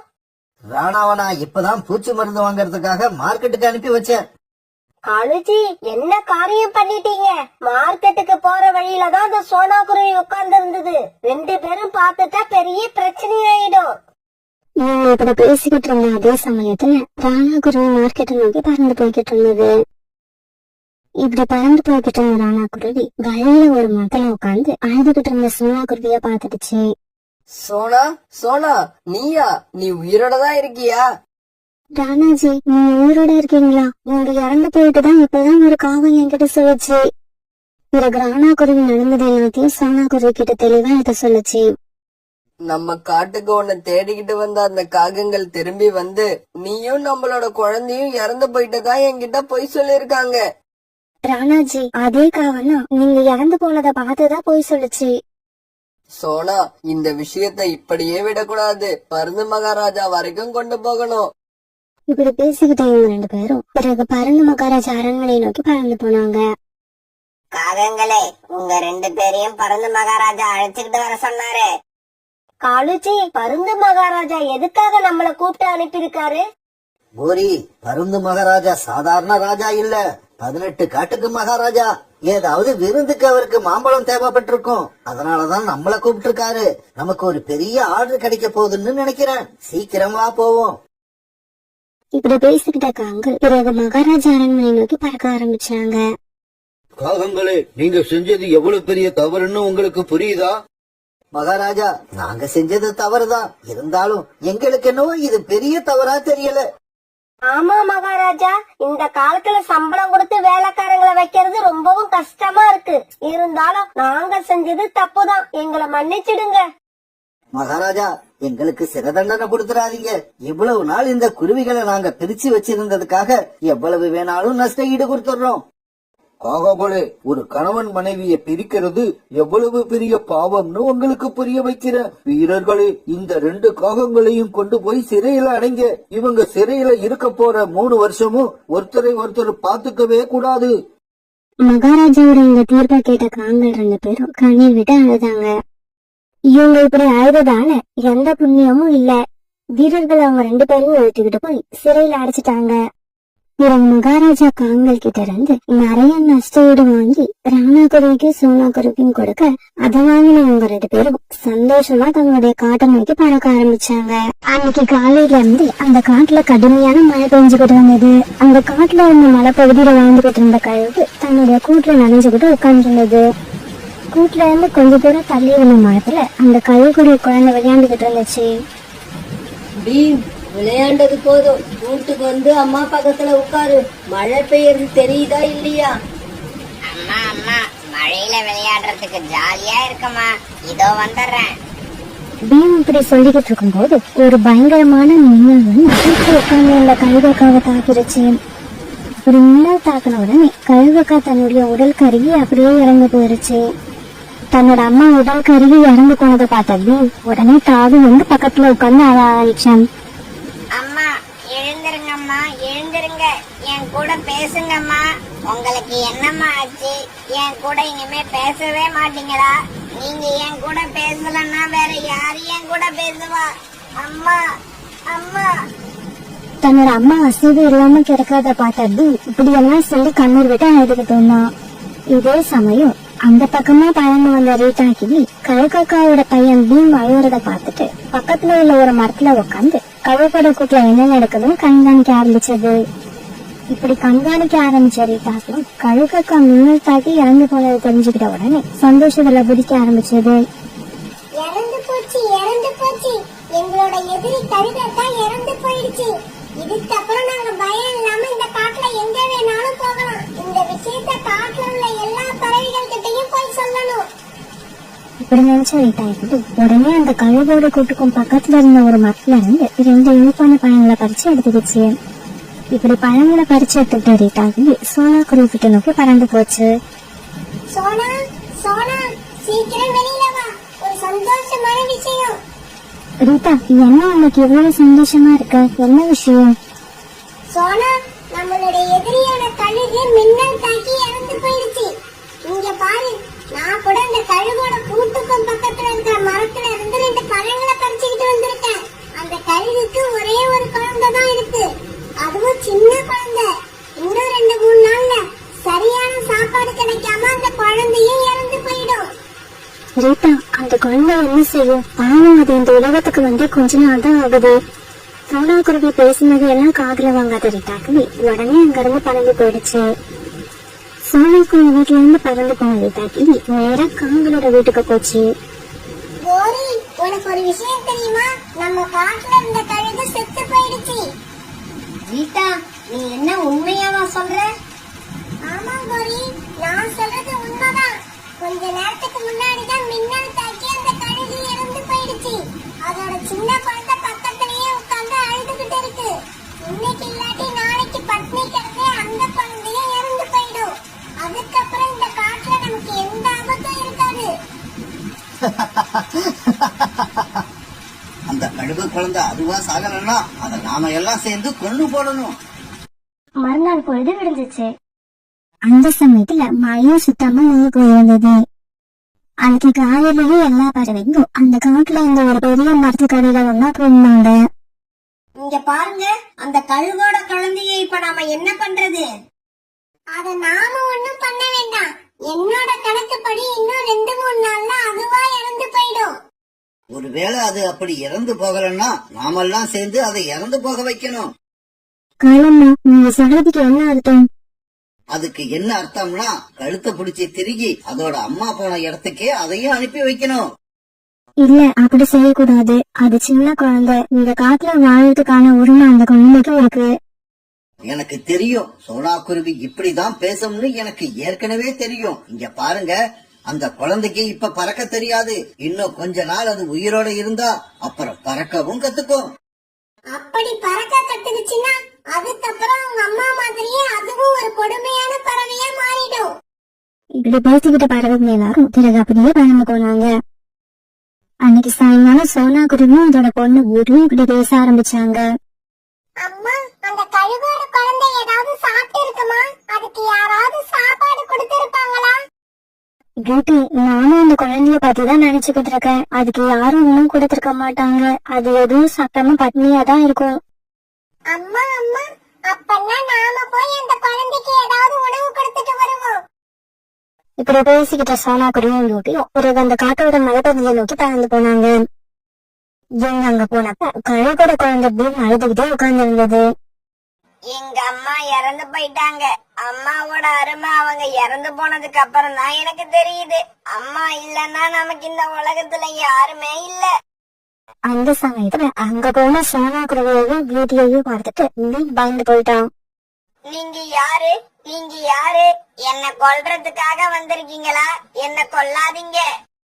மகனே, பயப்படாத. நாங்க உன்னை கொல்றதுக்காக வரல, எனக்கு உதவி செய்யதான் வந்திருக்கோம். இந்த காட்டுல உள்ள பறவைகள் எல்லாம் நம்மள கொல்றதுக்கான சந்தர்ப்பத்தை எதிர்பார்த்துக்கிட்டு இருப்பாங்கன்னு எங்க அம்மா நிறைய தடவை சொல்லியிருக்காங்க. இல்ல மகனே, நான் உன்னை சந்தடிக்க வரல, உனக்கு வாழ கத்துக் கொடுக்க வந்திருக்கேன். இப்படி சொல்ல சோனா குருவி பிறகு அங்க இருந்து பறந்து போய் இனிப்பான ஒரு பழத்தை எடுத்துக்கிட்டு திரும்பி வந்துடுச்சு. மகனே, இந்த பழத்தை சாப்பிடு. இந்த பழம் சாப்பிடக்கூடிய பொருளா? இது வரைக்கும் நான் இந்த பழத்தை சாப்பிட்டதே இல்ல. இத சாப்பிட்டு பாரு, இது ரொம்ப ருசியா இருக்கும். பிறகு அந்த கழுகும் அந்த பழத்தை சாப்பிட ஆரம்பிச்சது. இந்த சமயத்துல அந்த வேலையா பறந்து போன ரோனிக்குரு அந்த கழுகு குழந்தை கூட சோனா குருவி பேசிக்கிட்டு இருக்கத பாத்துருச்சு. இந்த சோனா குருவி இந்த கழுகு குழந்தைய எப்படியும் காப்பாத்த முயற்சி பண்ணும்னு நினைச்சேன். அதே மாதிரி நடந்துருச்சு. இந்த கழுகு குழந்தை உயிரோட இருந்தா நமக்கு தான் ஆபத்து. இப்படி நினைச்ச ரோனிக்குருவி பிறகு அங்க இருந்து பறந்து போச்சு. இப்படி பறந்து போன ரோனிக்குருவி காலுக்காவதையும் கொருக்காவதையும் பார்த்து நடந்த விஷயத்த சொல்லுச்சு. இங்க பாருங்க, அந்த சோனா குருவி அந்த கழுகு குழந்தைக்கு பழம் சாப்பிட கத்து கொடுக்குது. பழத்தை சாப்பிட்டு அந்த குழந்தை உயிர் வாழ ஆரம்பிச்சிடுச்சுன்னா அது நமக்கு பெரிய ஆபத்து. ரோனி, நீ சொல்றது 100க்கு 100 உண்மை. நானும் காலேஜியம் போய் இப்பவே இந்த சோனா குருவியை பாக்குறோம். இப்படி சொன்ன கண்கள் 2 பேரும் பிறகு சோனா குருவி வீட்டை நோக்கி போயிருக்காங்க. சோனா, அந்த கழுகோட குழந்தைக்கு பழம் சாப்பிட கத்து கொடுக்கறியா? உனக்கு என்ன, அந்த குழந்தைக்கு அம்மான்னு நினைப்பா? இங்க பாரு சோனா, நீ இப்படி எல்லாம் செஞ்சு அந்த கழுகு குழந்தைய உயிர் வாழ வைக்கணும்னு நினைச்சீன்னா அந்த குழந்தை கூட சேர்த்து உன்னையும் கொன்னுடுவோம். நீ எந்த தவறும் செய்யல. அந்த குழந்தைக்கு நான் வேட்டையாடவும் கத்து கொடுக்கல, மாமிசம் சாப்பிடவும் கத்து கொடுக்கல. அந்த குழந்தைய ஒரு பழத்தை சாப்பிட சொன்னேட்டப்பா. அந்த குழந்தை உயிரோட இருந்துச்சுன்னா இன்னும் கொஞ்ச நாள்ல மாமிசம் சாப்பிட அதுவா கத்துக்கும். இங்க பாருங்க, எதுக்கு வளவளன்னு பேசிக்கிட்டே இருக்கீங்க? சோனா, இதுக்கப்புறம் நீ அந்த மலைப்பகுதிக்கு போய் அந்த குழந்தைய சந்திச்சனா உன்ன நாங்க இந்த காட்டை விட்டே விரட்டி விட்டுடுவோம். ஜாக்கிரதை. இப்படி சொல்லிட்டு காவல் 2 பேரும் அங்கிருந்து தவந்து போயிட்டாங்க. மறுநாள் பொழுது விழுந்துச்சு. மறுநாள் எல்லா பறவையும் சேர்ந்து அந்த காட்டுல இருந்த ஒரு பெரிய மரத்தடியில பஞ்சாயத்தை கூட்டினாங்க. இங்க பாரு சோனா, நாங்க எல்லாம் சேர்ந்து ஒரு முடிவு பண்ணிருக்கோம். அதனால நீ அந்த கழுகு குழந்தைய காப்பாத்தணும்னு நினைச்சன்னா இந்த காட்டுல உனக்கு இடம் கிடையாது. நீ இப்பவே இந்த காட்டை விட்டு வெளியே போகலாம். இந்த முடிவை கோரிக்காக மட்டும் எடுக்கல, நாங்க எல்லாரும் சேர்ந்து எடுத்த முடிவு தான் இது. நீங்க இந்த முடிவை எடுக்கிறதுக்கு முன்னாடி நான் ஒரு முடிவு எடுத்துட்டேன். அதாவது இந்த காட்டை விட்டு போறதா முடிவு பண்ணிட்டேன். இங்க பாருங்க, இந்த காட்டை விட்டு போறேன்னா அப்படியே போயிட மாட்டேன். என்னைக்காவது ஒரு நாள் என்னோட குழந்தையோட திரும்பி வருவேன். ஒரு தாயோட அன்பு ஒரு குழந்தைய எப்படி எல்லாம் மாற்றும் உங்களுக்கு எல்லாம் அன்னைக்குதான் தெரிய வரும். இப்படி பேசிட்டு தன்னுடைய வீட்டுக்கு போன சோனா குருவி தனக்கு தேவையான பொருட்கள்ல ஒரு சின்ன மூட்டைய கட்டி எடுத்துக்கிச்சு. பியூட்டி, வா நம்ம கிளம்பலாம். நீ, நான், இந்த கழுகுட குழந்தை, நம்ம 3 பேரும் இந்த காட்டை விட்டு வேற ஒரு காட்டுக்கு போக போறோம். இப்படி சொன்ன சோனா குருவி பிறகு தன்னுடைய பொண்ணு பியூட்டிய கூப்பிட்டு அங்கிருந்து மலைப்பகுதியை நோக்கி பறந்து போச்சு. மகனே, நாம இந்த காட்டை விட்டு ரொம்ப தூரம் போக போறோம். நீனும் இந்த கூட வந்துரு. அம்மா, நாம எங்கம்மா போக போறோம்? இங்க பாரு, அம்மாவும் உன்னுடைய அக்கா பியூட்டியும் எங்க போறோம் அங்கதான் நீயும் வரணும். இதான் நம்ம எல்லாரும் வேற காட்டுக்கு போய் சந்தோஷமா வாழலாம். சோனா குருவி பியூட்டியும் பேசினது கேட்ட பியூனோட கண்கள்ல இருந்து கண்ணீர் வர ஆரம்பிச்சது. நான் உங்க கூட வர தயாரா இருக்கேன். ஆனா எனக்கு பறக்க தெரியாதே. அத பத்தி நீ கவலைப்படாத, உன்னை எப்படி அழைச்சிட்டு போகணும்னு எனக்கு தெரியும். பிறகு பீமை தூக்கிட்டு சோனா குருவி பறந்துட்டு சோனா குருவி எடுத்துட்டு வந்த சின்ன மூட்டையை தூக்கிட்டு பியூட்டி பறந்து போச்சு. ஒரு தூய்மையான தாய் அன்பு எப்படி இருக்குன்றதுக்கு உதாரணமா சோனா குருவியோட நடவடிக்கை இருந்துச்சு. நண்பர்களே, சோனா குருவியோட இந்த முடிவு சரியா தவறா? உங்களோட கருத்துக்களை கண்டிப்பா எங்களுக்கு தெரியப்படுத்துங்க.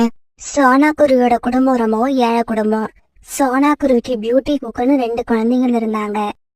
சோனா குருவிக்கு தனக்கு சொந்தமா இருக்க ஒரு சின்ன வயல்ல விவசாயம் பண்ணி தன்னோட குடும்பத்தை நடத்திக்கிட்டு இருந்தது. சோனா குருவி இந்த தடவை தன்னோட வயல்ல தக்காளி பயிர் பண்ணி இருந்தது. சோனா குருவி தன்னுடைய வயல்ல கடுமையா பாடுபட்டு உழைச்சதாங்க விளைச்சல் ரொம்பவும் அருமையா இருந்தது. தன்னோட வயல்ல விளைஞ்சு இருக்கிற தக்காளிகளை பார்த்துட்டு சோனா குருவிக்கு ரொம்ப சந்தோஷமா இருந்தது. அந்த சமயத்துல புறா அங்க வந்தது. சோனா, உன்னோட கணவர் மறைவுக்கு அப்புறம் இத்தனை நாள் நீ பட்ட கஷ்டத்துக்கெல்லாம் இப்ப ஒரு முடிவு வரப்போகுது. புறாண்ணா, நீங்க என்ன சொல்ல வரீங்க? எனக்கு எதுவும் புரியல, கொஞ்சம் தெளிவா சொல்லுங்க. இன்னைக்கு காலையில என் வயல்ல விளைஞ்சிருந்த கத்திரிக்காயை எடுத்துக்கிட்டு மார்க்கெட்டுக்கு போயிருந்தேன். அப்பதான் எனக்கு இந்த விஷயம் தெரிய வந்தது. இந்த வருஷம் தக்காளி சரியா விளையாததால தக்காளி விலை அதிகமாயிருக்கு. 1 கிலோ தக்காளிய மார்க்கெட்ல உள்ள வியாபாரிகள் 110 ரூபா கொடுத்து வாங்கிக்கிறாங்க. புறாண்ணா, நீங்க சொல்றத கேட்கும் போது எனக்கு ரொம்ப சந்தோஷமா இருக்கு. எங்க குடும்பத்தை வாட்டிக்கிட்டு இருந்த வறுமை என்னை விட்டு தூரமா போயிடும்னு நினைக்கிறேன். சோனா, நீ நினைச்சது இந்த தடவை கண்டிப்பா நடக்கும். சீக்கிரமா தக்காளிகளை பறிச்சு எடுத்துக்கிட்டு மார்க்கெட்டுக்கு போ. இப்படி சொல்லிட்டு புறா அங்கிருந்து பறந்து போயிடுச்சு. பிறகு நல்ல பழுத்த தக்காளிகளை சோனா குருவி பறிச்சு ஒரு கூடையில போட்டுச்சு. குழந்தைங்களா, நான் இந்த தக்காளியை கொண்டு போய் மார்க்கெட்ல வித்துட்டு வரேன். அது வரைக்கும் நம்ம வயல பத்திரமா பாத்துக்கோங்க.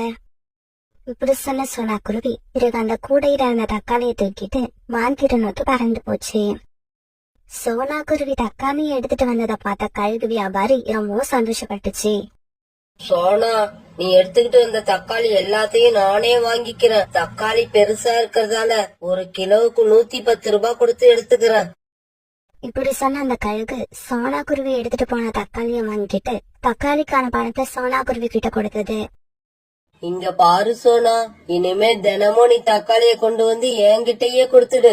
வேற யார்கிட்டயும் கொடுத்துடாத, நானே வாங்கிக்கிறேன்.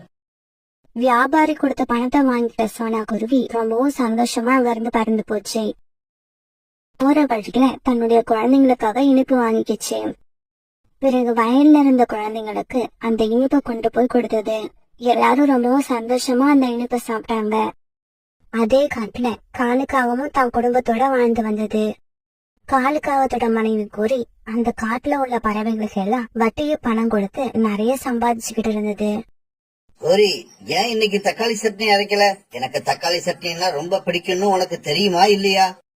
தெரியும் தெரியும், உங்களுக்கு தக்காளி சட்னி பிடிக்கும்னு எனக்கு தெரியும். ஆனா தக்காளி மார்க்கெட்ல என்ன விலை விக்குதுன்னு உங்களுக்கு தெரியல. மார்க்கெட்ல தக்காளியோட விலை என்ன தெரியுமா? 1 கிலோ 140 ரூபாய். என்னது, தக்காளி 1 கிலோ 140 ரூபாயா? இதை என்னால நம்பவே முடியல. காலுக்காகத்தால தக்காளி சட்னி இல்லாம சாப்பிடவே முடியாது. அதனால அதோட மனசு ரொம்பவும் குழப்பத்துல இருந்தது. கோரி, எது எப்படியோ நான் மார்க்கெட்டுக்கு போய் தக்காளி வாங்கிக்கிட்டு வரேன். தக்காளி சட்னி இல்லாம என்னால சாப்பிட முடியாது. இப்படி சொன்ன காலுக்காகவும் உடனே மார்க்கெட்டை நோக்கி பறந்து போச்சு. இப்படி மார்க்கெட்டுக்கு போன காலுக்காகவும் கழுகோட கடைக்கு போய் தக்காளி விலை என்னன்னு விசாரிச்சது. தக்காளி 1 கிலோ 150 ரூபாய். ஐயோ, கோரி சொன்னது உண்மைதான் போல இருக்கு. தக்காளி விக்கிற விலையில இப்ப என்னால தக்காளிய வாங்க முடியாது. ஆனா தக்காளி சட்னி இல்லாம என்னால சாப்பிடவும் முடியாத. இறைவா, என்னை ஏன் இப்படி சோதிக்கிற? இப்படி நினைச்ச காலுக்காகவும் உடனே அங்கிருந்து தன்னோட வீட்டுக்கு பறந்து போச்சு. இப்படி பறந்து போன காலுக்காகவும் வழியில இருந்த சோனா குருவியோட வயலை பாத்துடுச்சு. அடேங்கப்பா, சோனா குருவியோட வயல்ல எவ்வளவு தக்காளி விளைஞ்சிருக்கு. இந்த வயல்ல இருந்து நமக்கு தேவையான தக்காளிய பறிச்சுக்கிட்டு போவோம். இப்படி யோசிச்ச காலுக்காகவும் சோனா குருவியோட வயலுக்கு போன உடனே அங்க சோனா குருவியும் அது குழந்தைங்களும் காவலுக்கு இருக்கிறத பாத்துருச்சு. சோனா குருவி மட்டும் இல்லன்னா இந்நேரம் இந்த தக்காளிய பறிச்சுக்கிட்டு வீட்டுக்கு போயிருப்பேன். என்ன பண்றது, எனக்கு நேரமே சரியில்லை. இப்படி யோசிச்ச காலுக்காகவும் உடனே தன்னோட வீட்டுக்கு பறந்து போச்சு. கோரி, சோனா குருவியோட வயல்ல இந்த வருஷம் தக்காளி ஏகபோகமா விளைஞ்சிருக்கு. சோனா குருவி மட்டும் இந்த வருஷம் தன்னோட வயல்ல உள்ள எல்லா தக்காளியையும் வியாபாரம் பண்ணுச்சுன்னா இந்த காட்டுலயே பெரிய பணக்கார பறவையா மாறிடும். அப்படி நடக்காம நாம தான் தடுத்து நிறுத்தியாகணும். காலுஜி, சோனா குருவியோட கணவர் ராணா குருவி உயிரோட இருக்கிறப்ப ஒரு தடவை நம்ம கிட்ட ஒரு வெள்ளை பேப்பர்ல சைன் போட்டு கொடுத்துச்சு. அது உங்களுக்கு ஞாபகம் இருக்கா? ஆமா கோரி, ஞாபகம் இருக்கு. ஆனா வாங்கின பணத்தை ராணா குருவி திருப்பி கொடுத்த உடனே அந்த பேப்பரை நீ ராணா குருவி கிட்ட திருப்பி கொடுக்கல. இல்ல காலுஜி, அந்த பேப்பர் என்கிட்டதான் இருக்கு. ராணா குருவி அந்த பேப்பரை கேட்டுக்கிட்டே தான் இருந்தது. ஆனா நான் தான் அதை எங்க வச்சேன்னு தெரியல. தேடி எடுத்து தரேன்னு சொல்லி கடைசி வரைக்கும் கொடுக்கவே இல்ல. கோரி, நீ சொல்றத பார்த்தா இப்ப சோனா குருவியோட அந்த தக்காளி வயல் நமக்கு தான் சொந்தம்னு சொல்லு. ஆமா, அது இன்னுமே நம்மளோட வயல் தான். அதுல விளைஞ்சி இருக்கிற தக்காளி எல்லாம் நமக்கு தான் சொந்தம். வாங்க இப்பவே போய் சோனா குருவியை விரட்டி அடிப்போம். இப்படி சொன்ன கோரிக்காகவும் மரப்பெட்டியில இருந்து ராணா குருவி கையெழுத்து போட்டு கொடுத்த பேப்பரை எடுத்து பிற காலுக்காகவும் கோரிக்காகவும் சோனா குருவியோட வயலை நோக்கி பறந்து போனாங்க. காலன்னா கோரியக்கா, என்ன அதிசயமா நீங்க 2 பேரும் எங்க வயலை பார்க்க வந்திருக்கீங்க? இங்க பாரு சோனா, இந்த பேப்பரை நல்லா படிச்சு பாரு. உன் கணவர் ராணா உயிரோடு இருக்கிறப்ப இந்த வயலை அடகு வச்சு என்கிட்ட 1 லட்சம் ரூபாய் பணம் வாங்கியிருக்கு. இல்ல கோரியக்கா, நீங்க போய் சொல்றீங்க. என் கணவர் இந்த வயலை உங்ககிட்ட அடகு வச்சு 2000 ரூபாய் தான் பணம் வாங்கியிருந்தாரு. அதையும் திருப்பி கொடுத்துட்டாரு. சோனா, நாங்க பொய் சொல்லல, நீ தான் பொய் சொல்ற. இங்க பாரு, எங்களை ஏமாத்த நினைக்காத. உன்னால முடிஞ்சா 1 லட்சம் ரூபாய் பணத்தை எடுத்து வை. இல்லன்னா இப்பவே இந்த வயலை எங்க கிட்ட கொடுத்துட்டு நீ வீட்டுக்கு கிளம்பு. இது அநியாயம், அப்புறமா நீங்க 2 பேரும் என்ன ஏமாத்த பாக்குறீங்க. இங்க பாரு சோனா, மரியாதையா வயலை விட்டு வெளியில போயிடு. இல்ல உன்னோட குழந்தைங்க 2 பேரையும் தலைக்கீழ கட்டி வச்சு அடிக்க ஆரம்பிப்போம். காங்கள் இப்படி மிரட்டின உடனே என்ன பண்றதுன்னு தெரியாத சோனா குருவி குழந்தைகளை கூப்பிட்டுக்கிட்டு அங்கிருந்து பறந்து போயிடுச்சு. இங்க நடந்ததை பார்த்துட்டு நிறைய பறவைங்க வந்தாங்க. இப்படி வந்தவங்க எல்லாரும் கோரிக்கா அவன் கையில இருந்த பேப்பரை படிச்சு பார்த்துட்டு எதுவுமே சொல்ல முடியாம மௌனமா பறந்து போயிட்டாங்க. கோரி, எல்லாரும் போயிட்டாங்க. இதுக்கு மேல நாம என்ன பண்றது? என்ன பண்றதா? சீக்கிரமா தக்காளி எல்லாம் பறிச்சு ஒரு கூடையில போடுங்க. ஆளுக்கு ஒரு கூடையை தூக்கிட்டு போய் மார்க்கெட்ல வித்துட்டு வருவோம். தன்னோட வயலை விட்டு அழுதுகிட்டே பறந்து போன சோனா குருவி தான் குழந்தைங்களோட ஒரு நதியோரம் உட்கார்ந்து அழுதுகிட்டு இருந்தது. ராணாஜி, எங்க நிலைமைய பாத்தீங்களா? இப்ப எந்த ஆதரவும் இல்லாம நாங்க 3 பேரும் இந்த நதிக்கரையில உட்கார்ந்துருக்கோம். அம்மா அம்மா, நம்ம கஷ்டப்பட்டு வேலை செஞ்ச வயலை எதுக்குமா அந்த காகத்துக்கிட்ட கொடுத்துட்டு வந்தீங்க? குக்கு இப்படி கேட்க என்ன பதில் சொல்றதுன்னு தெரியாத சோனா குருவி சத்தம் போட்டு அழ ஆரம்பிச்சுது. இந்த சத்தத்தை கேட்டு பக்கத்துல இருந்த நதியில இருந்து ஒரு தேவதை வெளியே வந்தது. குருவியே, எதனால நீ அழுதுகிட்டு இருக்க? நீங்க இப்படி அழுது சத்தம் போடுறது எனக்கு ரொம்ப தொந்தரவு கொடுக்குது. சோனா குருவி தன்னோட கதையை அழுதுகிட்டு அந்த தேவதை கிட்ட சொல்லுச்சு. இந்த உலகத்துல எனக்கு நிம்மதியா உட்கார்ந்து அழக்கூட இடம் இல்ல. கவலைப்படாத தேவதையே, நான் இப்பவே இந்த இடத்த விட்டு போயிடுறேன். சோனா குருவியோட கதையை கேட்ட தேவதைக்கு சோனா குருவி மேல ரொம்பவும் இறக்கம் வந்தது. குருவி, நான் சொல்றதை கேளு. நீ எங்கேயும் போக வேண்டாம். நேரா உங்க வீட்டுக்கு போ. வீட்டுக்கு போனதும் உணவு சமைச்சு நீங்க 3 பேரும் சாப்பிட்டுட்டு நல்லா படுத்து தூங்குங்க. நீங்க சொல்றது எல்லாம் கேட்க நல்லாதான் இருக்கு. ஆனா விவசாயம் பண்ண வயல் இல்லாம நாங்க அந்த வீட்டுல தங்கி என்ன பண்றது? கவலைப்படாதீங்க. எந்த காகங்கள் உங்ககிட்ட இருந்து அந்த வயலை வாங்கினாங்களோ அவங்களே திருப்பி கொண்டு வந்து அந்த வயலை உங்ககிட்ட கொடுத்துருவாங்க. இதை கேட்டு சோனா குருவி ரொம்பவும் சந்தோஷமா தன்னோட குழந்தைங்களை அழைச்சுக்கிட்டு தன்னோட வீட்டுக்கு போச்சு. காகங்கள் 2 பேரும் தக்காளி கூடைய தூக்கிட்டு மார்க்கெட்டுக்கு பறந்து போனாங்க. கழுகக்கா, தக்காளி எடுத்துக்கிட்டு வந்திருக்கோம். சீக்கிரமா இதை எடுத்துக்கிட்டு காசு கொடுங்க. கோரிக்காவை எடுத்துட்டு போன தக்காளி கூடைய பார்த்த கழுகக்கா பயந்து போயிடுச்சு. ஏன்னா அந்த கூடையில இருந்த ஒவ்வொரு தக்காளியிலையும் ஒரு பூதத்தோட முகம் தெரிய ஆரம்பிச்சது. இங்க பாரு கோரி, இந்த கூடைய தூக்கிக்கிட்டு இப்பவே இடத்த காலி பண்ணு. இல்ல எனக்கு வர்ற ஆத்திரத்துக்கு உங்களை அடிச்சு கொண்டுடுவேன். என்ன ஏதுன்னு தெரியாத காலுக்காகவும் குறிக்காகவும் உடனே அந்த தக்காளி கூடைய தூக்கிட்டு இன்னொரு இடத்துக்கு போனாங்க. காளிஜி, நம்ம தக்காளிய பார்க்க எவ்வளவு பளபளப்பா அழகா சூப்பரா இருக்கு. கழுகுக்கா இதுக்கு இந்த தக்காளி வேண்டான்னு சொல்லுச்சு. அதுதான் கோரி, எனக்கும் தெரியல. சரி வீடு, கழுதைக்கு தெரியுமா கற்பூர வாசனை? நாம வேற வியாபாரிய போய் பாப்போம் வா. இப்படி பேசிக்கிட்ட காகங்கள் 2 பேரும் ஜம்ஜம் பறவை கிட்ட போனாங்க. ஜம்ஜம் அண்ணாச்சி, எங்க தக்காளிய கொஞ்சம் பாருங்க. இதுல ஏதாவது குறை இருந்தா சொல்லுங்க. ஜம்ஜம் காகங்கள் எடுத்துட்டு வந்த தக்காளிய பாக்குறப்ப ஒவ்வொரு தக்காளியில இருந்தும் பூதத்தோட முகம் வந்து பயமுறுத்துச்சு. இத பார்த்து ஜம்ஜம் பறவை கோபமாகி காலுக்காவத்துக்கும் கோரிக்காவத்துக்கும் ஓங்கி ஒரு அறை கொடுத்தது. பேய் பிடிச்ச தக்காளிய என்கிட்ட கொண்டு வந்து கொடுக்கலான்னு பாத்தீங்களா? ஓடி போயிடுங்க இங்க இருந்து. ஜம்ஜம் பறவை இப்படி சொன்னதுக்கு அப்புறம் தான் காலுக்காகவும் கோரிக்காவும் தங்களுடைய கூடையில இருந்த தக்காளிய பார்த்தாங்க. இப்படி பார்த்த காகங்கள் அவங்க எடுத்துட்டு வந்த தக்காளியில பூதத்தோட முகம் தெரியறத பாத்துட்டாங்க. காளிஜி, எப்படி இது? தக்காளிக்குள்ள இந்த பூதம் எப்படி போச்சு? கோரி, தக்காளிக்குள்ள பூதம் எப்படி போச்சுங்கிறத பத்தி யோசிக்கிற நேரம் கிடையாது இது. இந்த தக்காளி கூடைகளை இங்கேயே போட்டுட்டு நாம எப்படியாவது எஸ்கேப் ஆகி ஆகணும். இல்லன்னா தக்காளிக்குள்ள பூந்த பூதம் நம்ம உடம்புல போடுறதுக்கு எவ்வளவு நேரம் ஆகும்? ஆனா அந்த மார்க்கெட்ல இருந்த பறவைகள் எல்லாம் பேய் தக்காளியை கொண்டு வந்த காலுக்காகத்தையும் கோரிக்காகத்தையும் பிடிச்சு அடிக்க ஆரம்பிச்சாங்க. அடிக்காதீங்க, தயவு செய்து அடிக்காதீங்க. உண்மையே சொல்லிடுறோம், அடிக்காதீங்க. இங்க பாருங்க, இந்த தக்காளி எங்களோடது கிடையாது. இதெல்லாம் சோனா குருவியோட வயல்ல விளைஞ்ச தக்காளி. இந்த வருஷம் தக்காளி அதிகமா விளைவிக்கிறதால சோனா குருவியை ஏமாத்தி இன்னைக்குதான் இந்த வயலை நாங்க சோனா குருவி கிட்ட இருந்து வாங்கணும். ஆமா, தயவு செய்து எங்களை அடிக்காதீங்க. இப்பவே போய் அந்த வயலை மறுபடியும் சோனா குருவி கிட்டயே கொடுத்துறோம். இதுக்கப்புறம் நீங்க எது கொடுக்கறதா இருந்தாலும் சோனா குருவிக்கே கொடுத்துருங்க. இப்படி சொன்ன காகங்கள் 2 பேரும் சோனா குருவி வீட்டுக்கு போய் ராணா குருவி கையெழுத்து போட்ட பேப்பரை சோனா குருவி கிட்ட கொடுத்துட்டாங்க. இங்க பாரு சோனா, எங்களை மன்னிச்சிடு. உன் வயல்ல விளைஞ்ச தக்காளிக்கு ஆசைப்பட்டுதான் இந்த மாதிரி போய் சொல்லி உன்னோட வயலை நாங்க வாங்கணும். சோனா, உனக்கு ஒரு விஷயம் தெரியுமா? உன் வயல்ல விளைஞ்ச எல்லா தக்காளியிலயும் பூதம் இருக்கு. உனக்கு சந்தேகமா இருந்தா மார்க்கெட்டுக்கு போய் பாரு. உன் வயல்ல இருந்து நாங்க பறிச்சுக்கிட்டு போன 2 கூட தக்காளியையும் அங்கதான் வச்சிருக்கோம். இப்படி சொல்லிட்டு காகங்கள் 2 பேரும் தங்களுடைய வீட்டுக்கு பறந்து போனாங்க. பிறகு சோனா குருவியும் அது குழந்தைங்களும் மார்க்கெட்டுக்கு பறந்து போய் அந்த தக்காளி கூடைய பார்த்தாங்க. இவங்க பார்த்தப்ப அந்த கூடையில இருந்த தக்காளியில பூதத்தோட முகம் தெரியவே இல்ல. தக்காளி தக்காளியாவே இருந்தது. இந்த விஷயம் தெரிஞ்ச எல்லா வியாபாரிகளும் போட்டி போட்டுக்கிட்டு வந்து சோனா குருவி கிட்ட இருந்த தக்காளிய அதிக விலை கொடுத்து வாங்கினாங்க. பிறகு அந்த பணத்தை எடுத்துக்கிட்டு சோனா குருவியும் அது குழந்தைகளும் சந்தோஷமா தங்களுடைய வீட்டுக்கு பறந்து போனாங்க. அம்மா, இதெல்லாம் எப்படி நடந்தது? என்னால நம்பவே முடியல. நம்ம கிட்ட இருந்து போன வயல் நமக்கு திருப்பி கிடைக்கும் கிடைக்கும்னு நான் நினைக்கவே இல்ல. பியூட்டி, இது அதுவா நடக்கல. நதிக்கரையில நம்ம சந்திச்ச தேவதை தான் இப்படி எல்லாம் பண்ணியிருக்குன்னு நினைக்கிறேன். அதனால நம்ம அந்த தேவதைக்கு தான் நன்றி சொல்லி ஆகணும்.